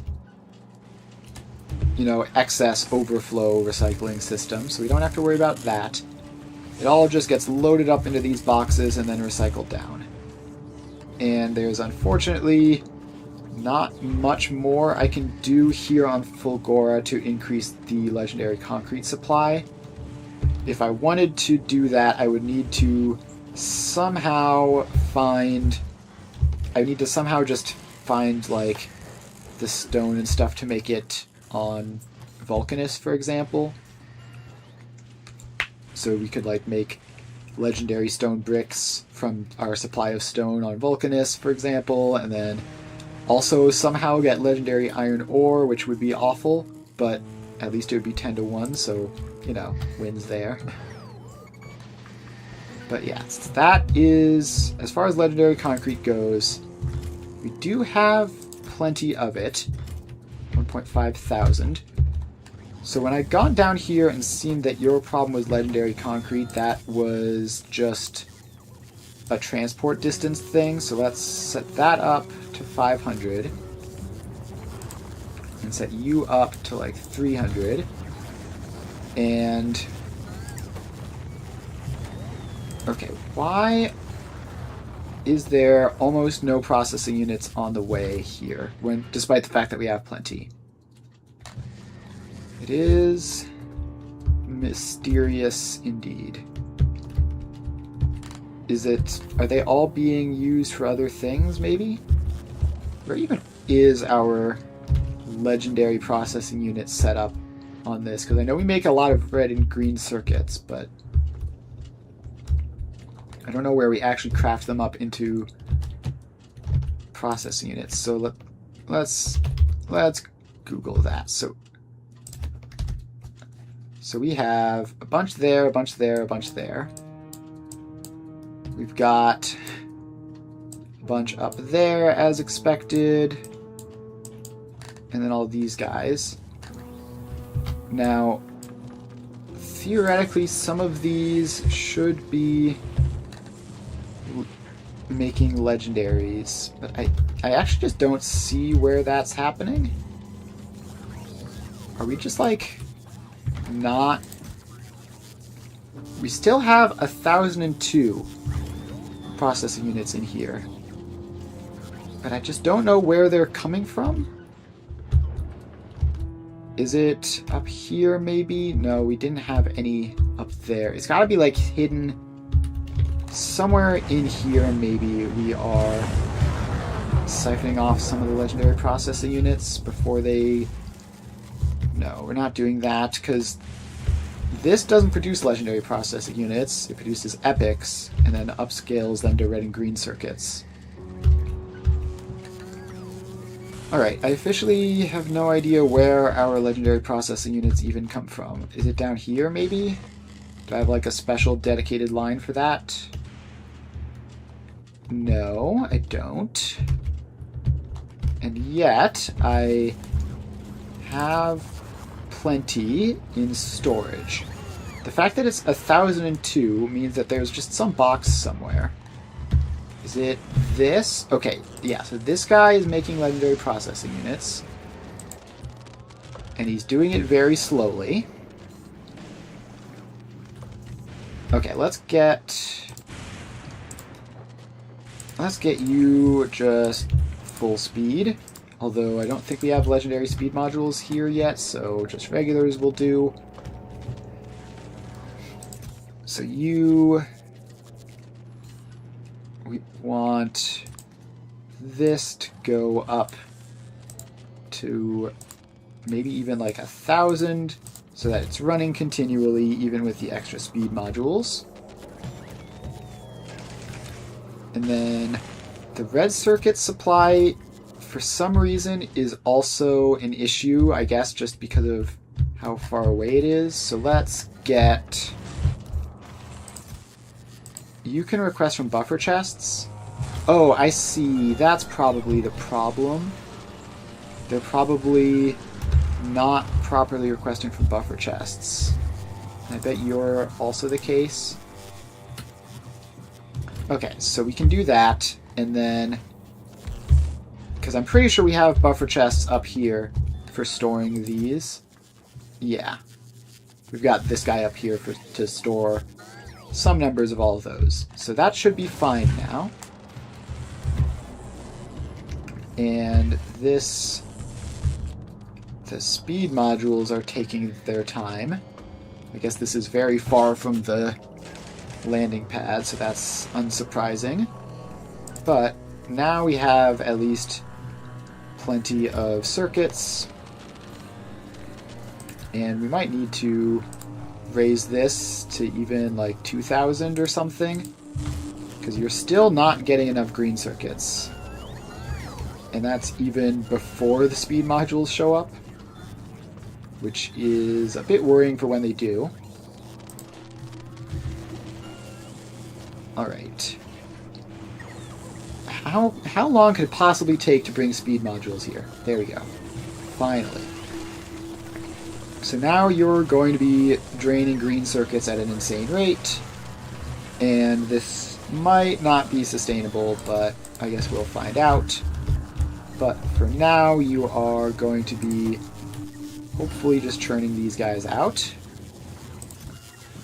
And you have got plenty of all of these now. Blue circuit supply is back up to a good number. And we just need you to get steel plates, which are exclusively coming out of this machine at 0.72 per second, which is not fast enough for this, to the surprise of nobody, but at least it is reasonably quick. So you have another 60 almost set up and ready to go. So we can get those delivered back. Transport platform has all of its modules, so you can head up to Gleba to deliver the quality modules. And faster transport, we're just waiting on these drones to fill you in. And actually, let's get some legendary drone ports down as well. And then at some point you're going to have to stop by Novice. At some point you're going to have to stop by Novice to give legendary drones down to Fulgora, because it's going to benefit from those enormously just because of how tremendously huge its drone distances have to travel. Like, if we can get these guys both charging faster along like this main line here, and even more importantly, just able to travel further on a charge, that will save us a bunch of trouble. Okay, so first off, let's get some of these guys in. So just all the ones which just sort of visually seem to have a bunch of drones charging at them at this exact moment. And then these guys as well. This whole line is going to want the upgrade. And okay, in here, yeah, we might as well just get that entire line upgraded for now, as well as some of these guys that are just sort of adjacent to it. That'll be a start. We're going to need to do more of them over here, obviously, because there's plenty of drone stuff over there. And then we're also going to want to get the super fast drones, but that isn't super urgent. So you're somehow, the 10 recyclers on the way still haven't showed up. What could possibly be taking you this long? All of these guys have... It's not even... Where is that even being launched? Is there some weird launch pad that I'm forgetting about that is for some reason set up to automatic requests?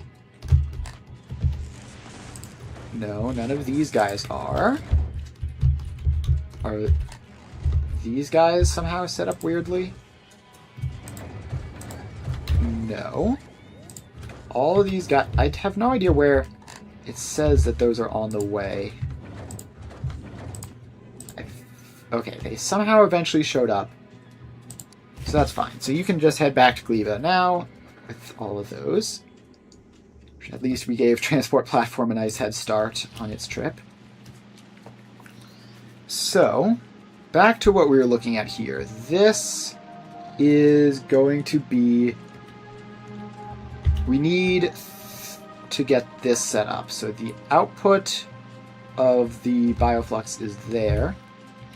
So we need to have these guys up here to have their own inputs. Okay, so that all goes in. And then we're going to need a bunch of inserters for all of these as well, which we might as well get the drones started with. And we can just get one row done and then copy paste it. That will be relatively easy. As long as we didn't miss any on this row, it should be fine. So now we copy you, flip vertically, place, flip vertically, place, flip vertically, place. Alright, so that should... Somehow we have enough bulk inserters to do that, which is convenient. And then we're going to need to get power poles into all these spots, which we have space next to the bulk inserters. So, this is the setup for taking in the fresh bioflux, which is straight off of the production line down here. And so we need to split you into thirds somehow. Actually, wait, will it be easier if this just straight up just snakes across? Right, so that we don't have to worry about splitting it and remerging it and doing weird stuff. So that just snakes across like that, and then our bioflux input just comes in down here. So that should function properly. Then we need to set up secondary rows for the excess. So this is our input blob. Then out of here we'll have, so we're putting 240 in, which means we will be getting 60 out, which is entirely manageable because that is like literally just one of these. So let's then get, can we actually just paste? Yes, we can. Wonderful. All right, so we have at most 60 in any of the other rows, right? So we can set you up and you take from our outputs, which we have two output rows here and here, and they should be able to merge up. So we just merge them up like this. That should be almost exactly one turbo belt, but these will also be doing some amount of just random incidental stacking, so we should have plenty of extra space with that. So then that connects up to this additional row of recyclers. Fast transport belt, you can drop down all those legendary recyclers, and then you can stop by Novice and then get back to Fulgora at some point. So this row here is, how many is it? 1, 2, 3, 4, 5, 6, 7, 8, 9, 10, 11, 12, 13, 14, 15, 16, 17, 18, 19, 20, 21, 22, 23, 24. Alright, so yeah, this should be capable of handling 60 of the bioflux. So that then works. And do we just have this loop back in itself forever? So if these are stacked up properly, which we can theoretically do pretty easily, right? So we just have a couple of you, and okay, wait, this is actually slightly less easy to ensure that they get stacked, just because we can't have them just sitting around. They have to be constantly moving, which means that having multiple stack inserters, I know how to do this. It's not terribly difficult, but it is just going to require a couple of splitters. So how many of these do we need? We need stack inserter can do 16.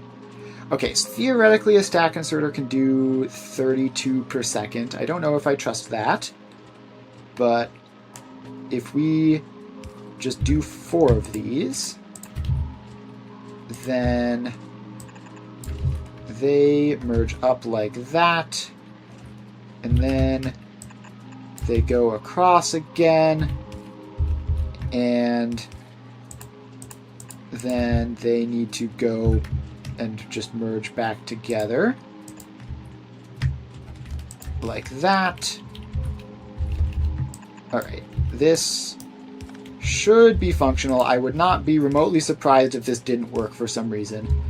But what this is supposed to do is just take the bioflux and stack it up so that it will be more efficient in terms of belt space, which is important because we are then going to be taking all of this output and... Okay, so first... Wait, no, this isn't going to work at all. This is going to have problems because it's all going to be different qualities. Okay, yeah, so we can't be doing that.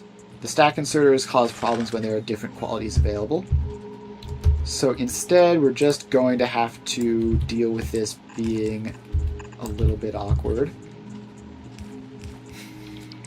So this is our second line, and we do need past here a filter for legendary quality.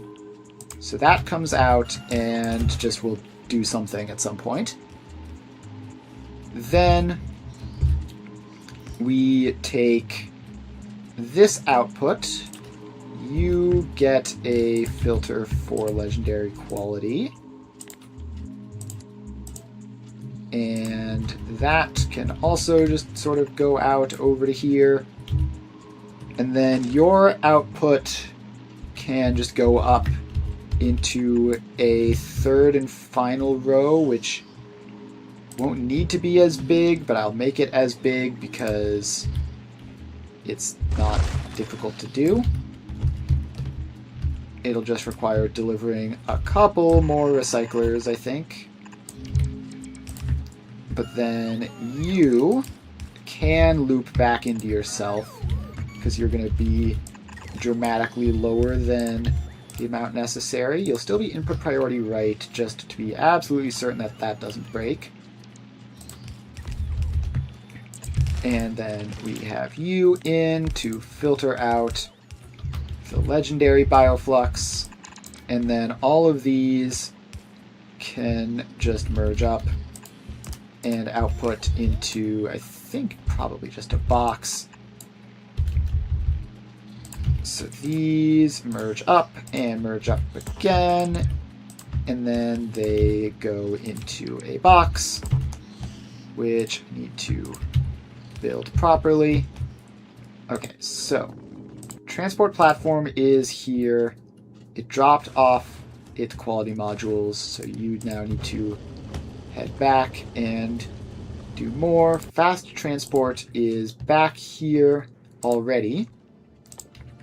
So you've picked up all of those guys there. So you can pick up, also just grab 150 legendary quality modules while you're here. And hopefully that should get Novice producing more so that when transport platform gets back, you can just keep on going and just never run out. So, fast transport. It's got 150 on the way, as I requested. And then it's going to go to Fulgora, pick up more recyclers, which do we have those now? Recyclers are here. We've got 46 of them. So yeah, basically, we basically have all the recyclers we need. We're going to need another 211 quality modules, which is going to be a bit of a chore. Just transporting them all up here. But this whole system here, if we just get a drone port up into the vicinity so that this provider chest is accessible,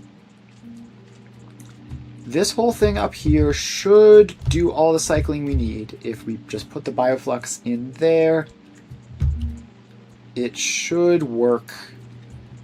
I'm pretty confident that that shouldn't have any problems. Although we do need to get this built up and so that it can actually function properly.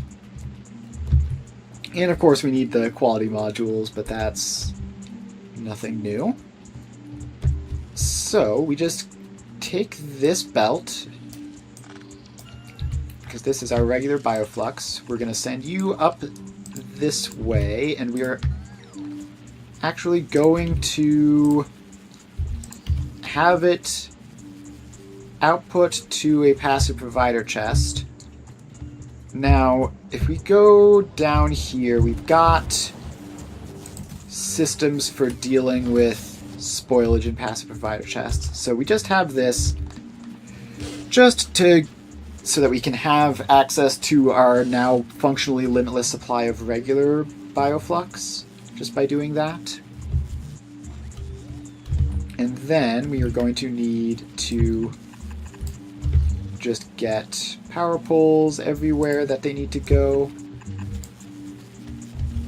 And then these power poles go up here. And that did not... Oh, I see. I have to be holding down all the buttons properly. Alright, that should be all set up in terms of power poles.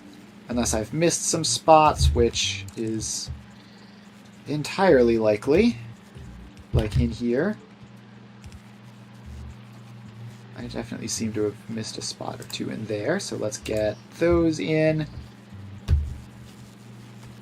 And see, that's missing a spot. This whole row seems to have not been built properly because I needed to be holding down a button when I was placing it. So we can get all those in. Fast transport has its modules, so now you can head up to Fulgora to get the remains of the recyclers, which should be all set. This is still just waiting on the steel production to get through to it, which is not an issue at all. And in the meantime, just finishing touches on these power lines. We need one there, and that should be everything. Okay. And then finally, we need to get this all booted up properly. So in order to get it started, step one is we throw in some nutrients, which I believe we had this established. The nutrients are on the left side of the belt, and the fruits are on the right side of the belt. So if we feed some nutrients into there, that will get us kickstarted in that way. Although it's going to be a while before it gets fully set up because we need to get all the way up to there. And then we need to take Yumiko berries and jelly nuts.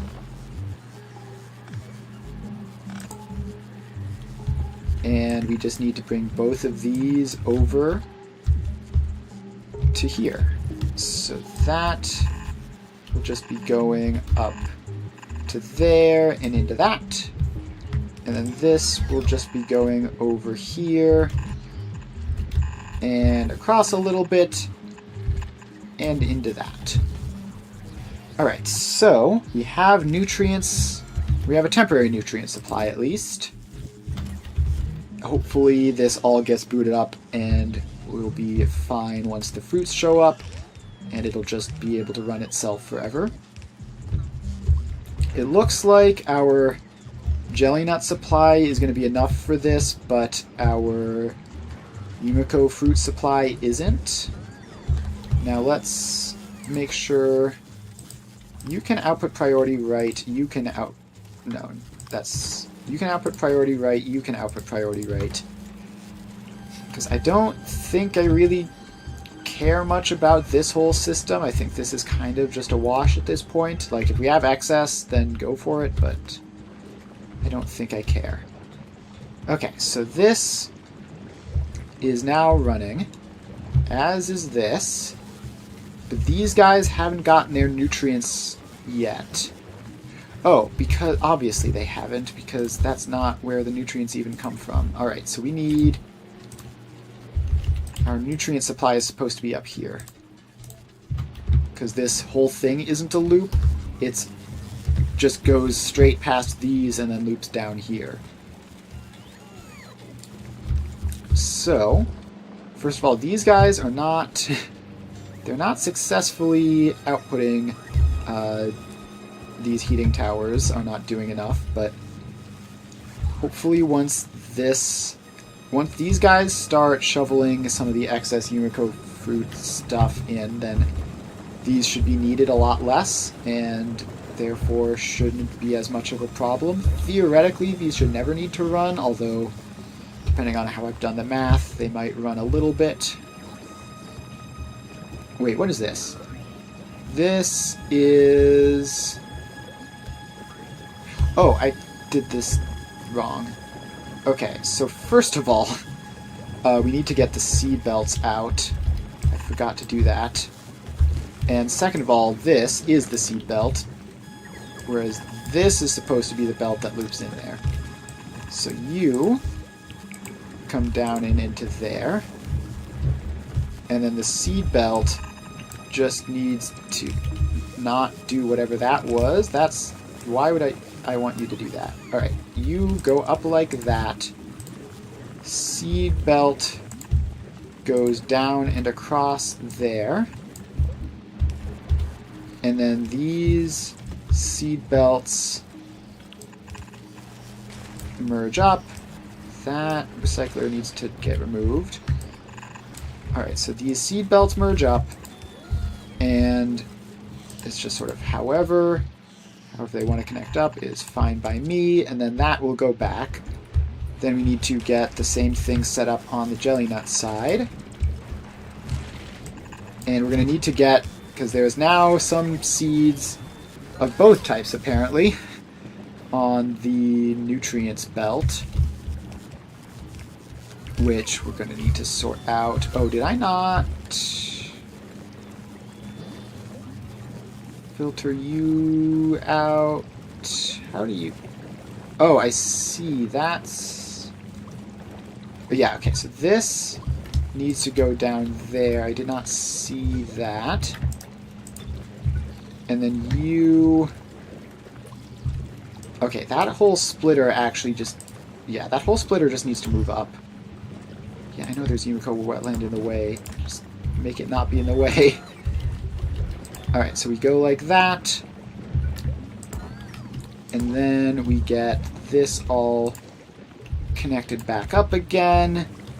And we should be fine now, at least for you.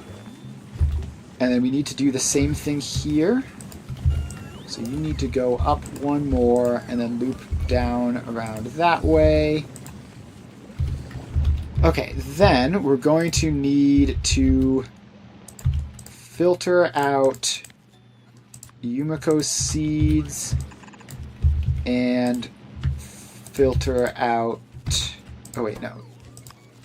Those go that way. And then you filter out jelly nut seeds to go to the right. And then somehow... Oh, right. We did somehow wind up with these output belts also being emergency spoilage outputs. So we're going to need to solve that as well, which is fine because we've got random junk on these belts now anyways. Okay, so let's first get the proper seed outputs back into where they're going. So this comes down here, and it needs to go into the Yumiko seeds, which we just connect you to across like that. And then this belt goes forwards into there. Very nice. Then we have this belt, which also comes along this way. And I'm surprised we haven't run out of belts here yet, honestly. So you need to come along here and then go underground and into there. And that should get us all sorted, except now we've got spoilage on the seed belt, which I thought I would have more time before that became an issue, but apparently not. So we can start by just sorting that out at this point. So filter out spoilage to the right, filter out spoilage to the left, and then those belts can combine back up while these go up that way, and you come down this way, and we get heating towers in. So that all lines up like that and like that. Okay. So it's all starting to come together a little bit. These belts seem like they need to be longer to properly get their seeds out. Because it seems like all this spoilage is stuck here. Okay, so we actually need... What we actually need is not for these belts to be longer, we just need them to go down and connect up, preferably before the spoilage thing happens. So you go down to there, and then loop back into the jelly nut stuff. And then you can just come straight down to there. Okay, now we need power on these inserters, and I don't know how that inserter got there instead of where I wanted it to go. Okay, now we've probably broken our farms somehow. Like, some of these guys are probably... Actually, okay, no, these belts are very backlogged, which is beneficial for us in this instance. So we can dismantle that, rebuild that back in, and then it doesn't look like anything has gotten past that point yet in terms of the seeds, at least on that belt. Now on this belt, the jelly nut belt goes all the way back up just like an absolutely infinite distance, which means that something on it is wrong anyways. So first of all, we can dismantle you to get those spoilage out of the way, and then rebuild that back in. And then we need to figure out what is wrong with our jelly nut seed destruction process, because clearly we are not destroying enough. So this goes all the way down to here, and I thought, okay, here's the detection. Oh, I see. the detection is there, but the destruction is only up here. Okay, so we just need to like copy paste that, put it in here maybe. Let's see, so that's where the inserters line up, right? And then if we connect, where did this connect in? You connected in just into the whole mix, basically. Sure, so you can go into there, and you are hold all belts. You are reading. Okay, no, you need to connect into that, I believe. Yes, so now that is greater than 200, so now you can start destroying stuff. And what is going on now?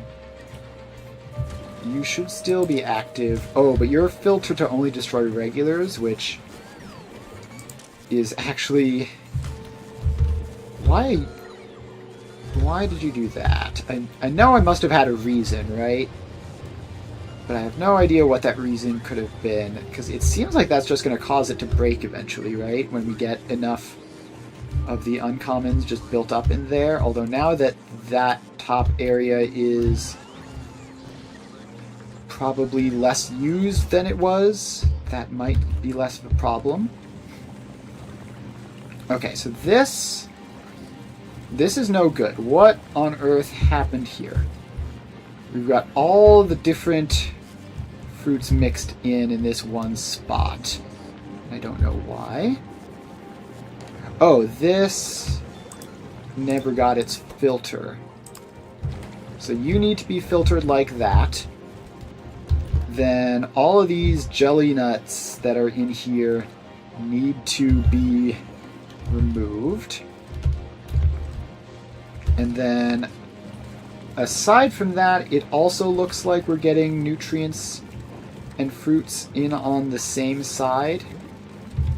So here we have nutrients coming in on the... Yeah, so up here,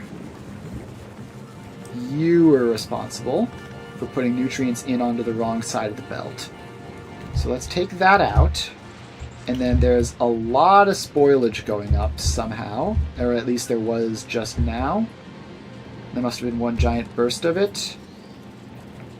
Oh shoot, this doesn't work because if the Yumiko mash spoils while it's waiting in there, then it breaks permanently. Okay, so we need to fix that by... Theoretically, if we can just get this to run continually, then it shouldn't be an issue. If we can just get it to run continually, it shouldn't be an issue. So, accordingly, we are going to ignore the problem and just dismantle all of these guys.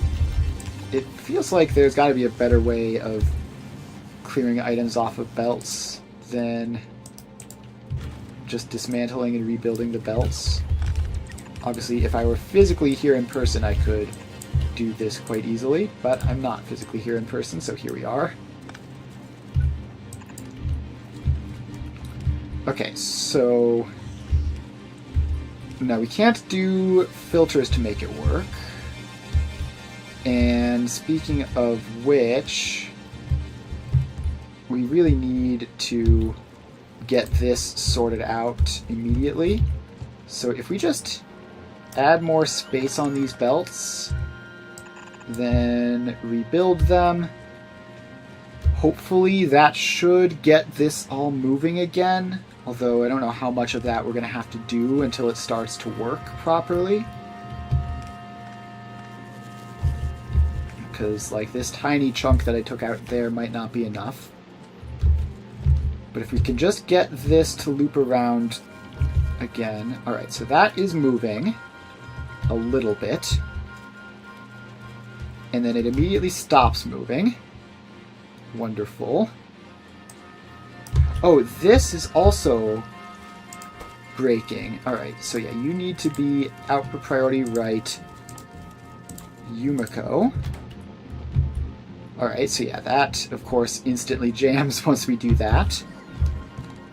So, let's just get a more medium-term setup for this. So you are filtered to blacklist nutrients, and I think that's it, probably. So then we get a power pole so that this can all be connected up, and then we're going to want that to be going through. And so you should take spoilage and unwanted fruits off of this belt, and that should help this whole thing start running again. Because once the fruit gets off this belt, it shouldn't ever be going back on. Right, so that is working. And obviously it's not picking up all of them first try. Okay, so these are now mostly empty, actually. Which is probably fine, as long as they start back up relatively soon. So these are now looping properly once more. This side of the belt now mostly has nutrients on it, except for here, where... yeah, so this chunk in here just isn't getting anything. So, what we can do there is force these onto the other side of the belt instead of just relying them to be there in the first place. So these need to be on the right side of the belt, which is thankfully pretty easy to fix here. You just go like that. So you just go like that, and you, I believe, go like this. And that should get you functional again once we're going to have to build some space into here. So if we just dismantle those belts and then rebuild them, that should get things in here running. Although I think we might have finally reached the point where I was worried about where we are out of fast belts. Yeah, so does Gleba support bring fast belts? No, it doesn't. Transport platform does, so you can head back up to Gleba. And fast transport is here now, so you can drop down some of those and some of those. And you... oh wait, no, this is the wrong planet. Dang it. This is Fulgora. Ah, well. I thought that you were already here on Gleba, but you are not. So you're going to have to just immediately get those recyclers launched back up before you can come back. And yeah, we're four turbo belts short. Now we can hopefully save a couple by just optimizing.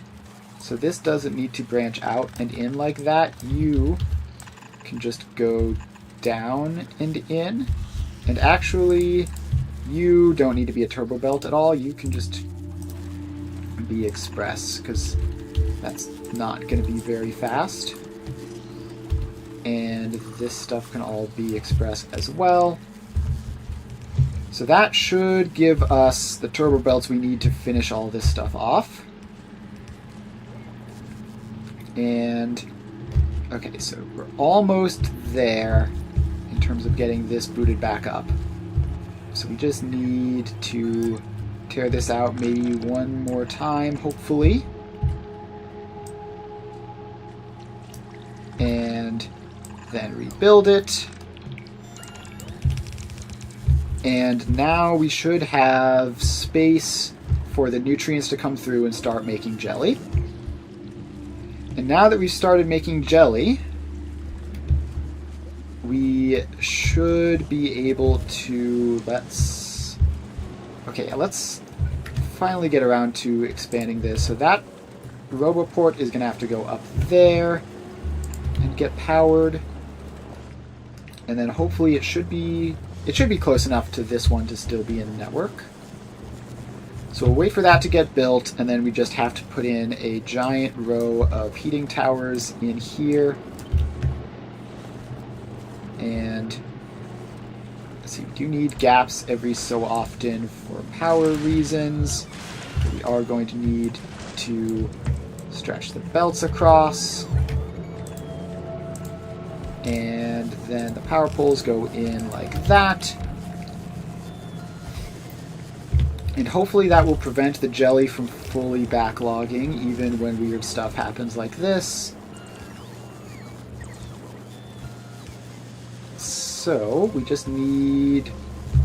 yeah, now we just need even more of these belts to get downgraded so that we can have the turbo belts. So all of that can get downgraded, and then we can take the extra belts up to here. And then transport platform will show up, and that should be all we need. This should be automatically requesting those, right? Unless I'm crazy. Yeah, no, we definitely auto-request those. So once transport platform shows back up, we will get the belts that we need.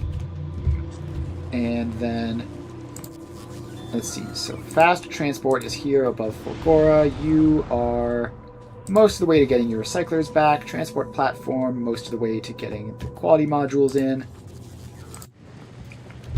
So this is now actively destroying extra stuff, which, let's see, so this has almost gotten fixed, but it still isn't quite there yet.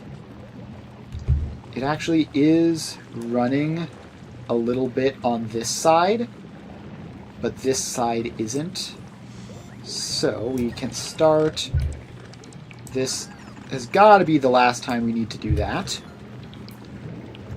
It's just got to be.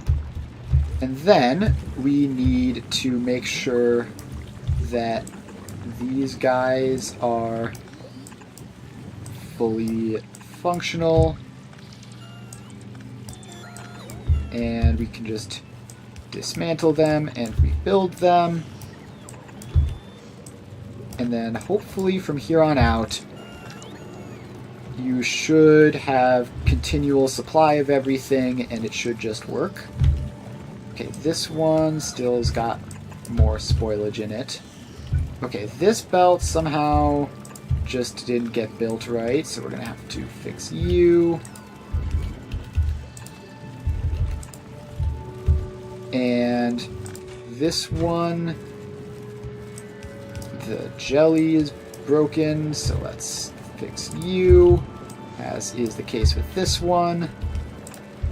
We just need to get to the point where both of these are functional simultaneously, which is like weirdly difficult. But we're almost there, I can feel it.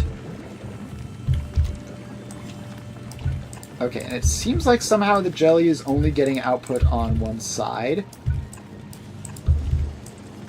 So we're going to need to investigate that to be fixed. Okay. It's because these guys are full of jelly nut seeds, because I just forgot to connect that belt up. Okay, so that's fine. So that can go in. Transport platform is here again. So that should fix our problems with belt speed. Okay. Why are you like this? Why can't you just get properly dismantled and rebuilt?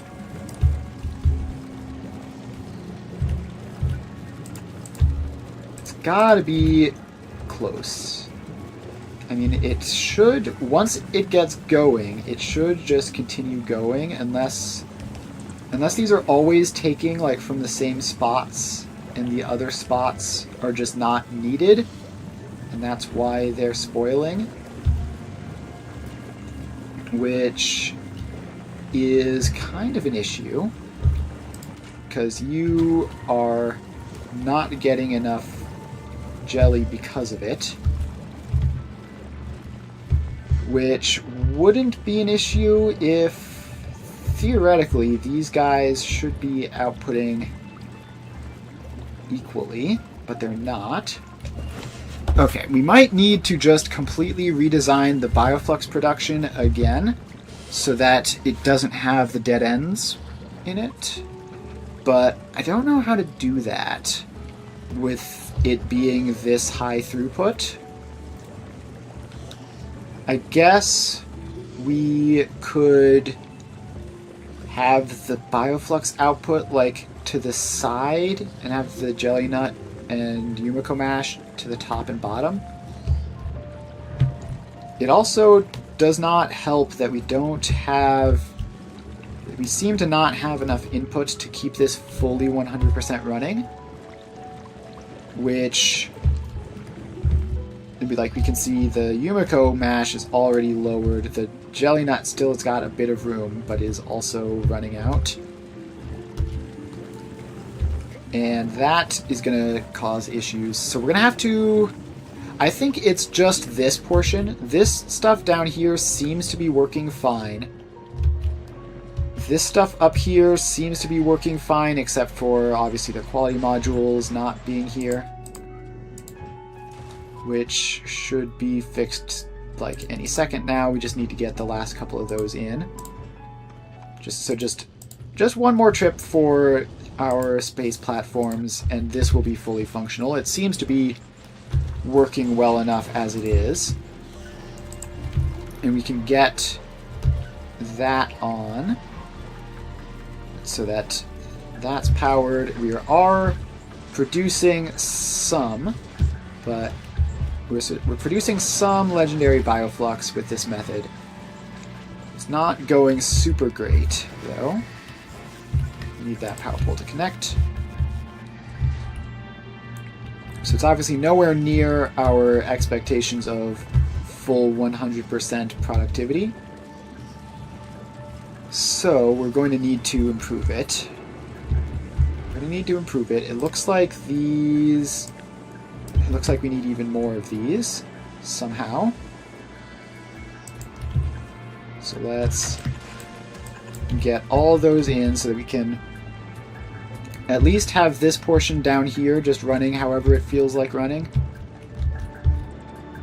So that goes in, and all this stuff happens, and it's all getting built up. Alright, so yeah, I think this is still like decently good progress. Although, yeah, the nutrients look like they're doing fine, right?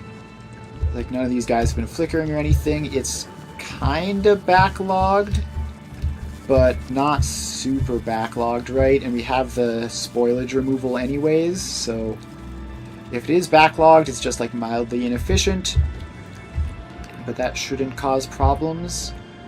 Unless this manages to break itself all the way back up here, which I guess we'll have to pay attention to see if that happens, but hopefully it won't. And yeah, I think this... Let's see here.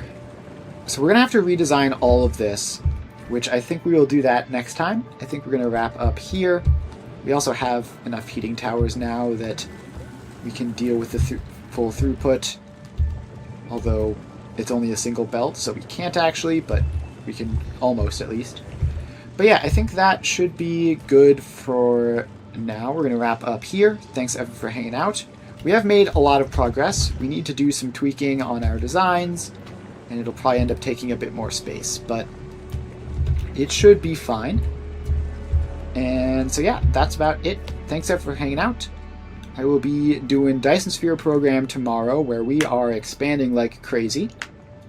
And then we will be back here to Factorio on Wednesday as usual. And that will be Wednesday, I stream every weekday from 2 to 5 Eastern Time, alternating between various factory building games. So if you're interested in any of that, make sure to follow me if you haven't already. If you have already followed, thanks. It's pretty cool. And yeah, that's about it. I will see you guys next time. Bye.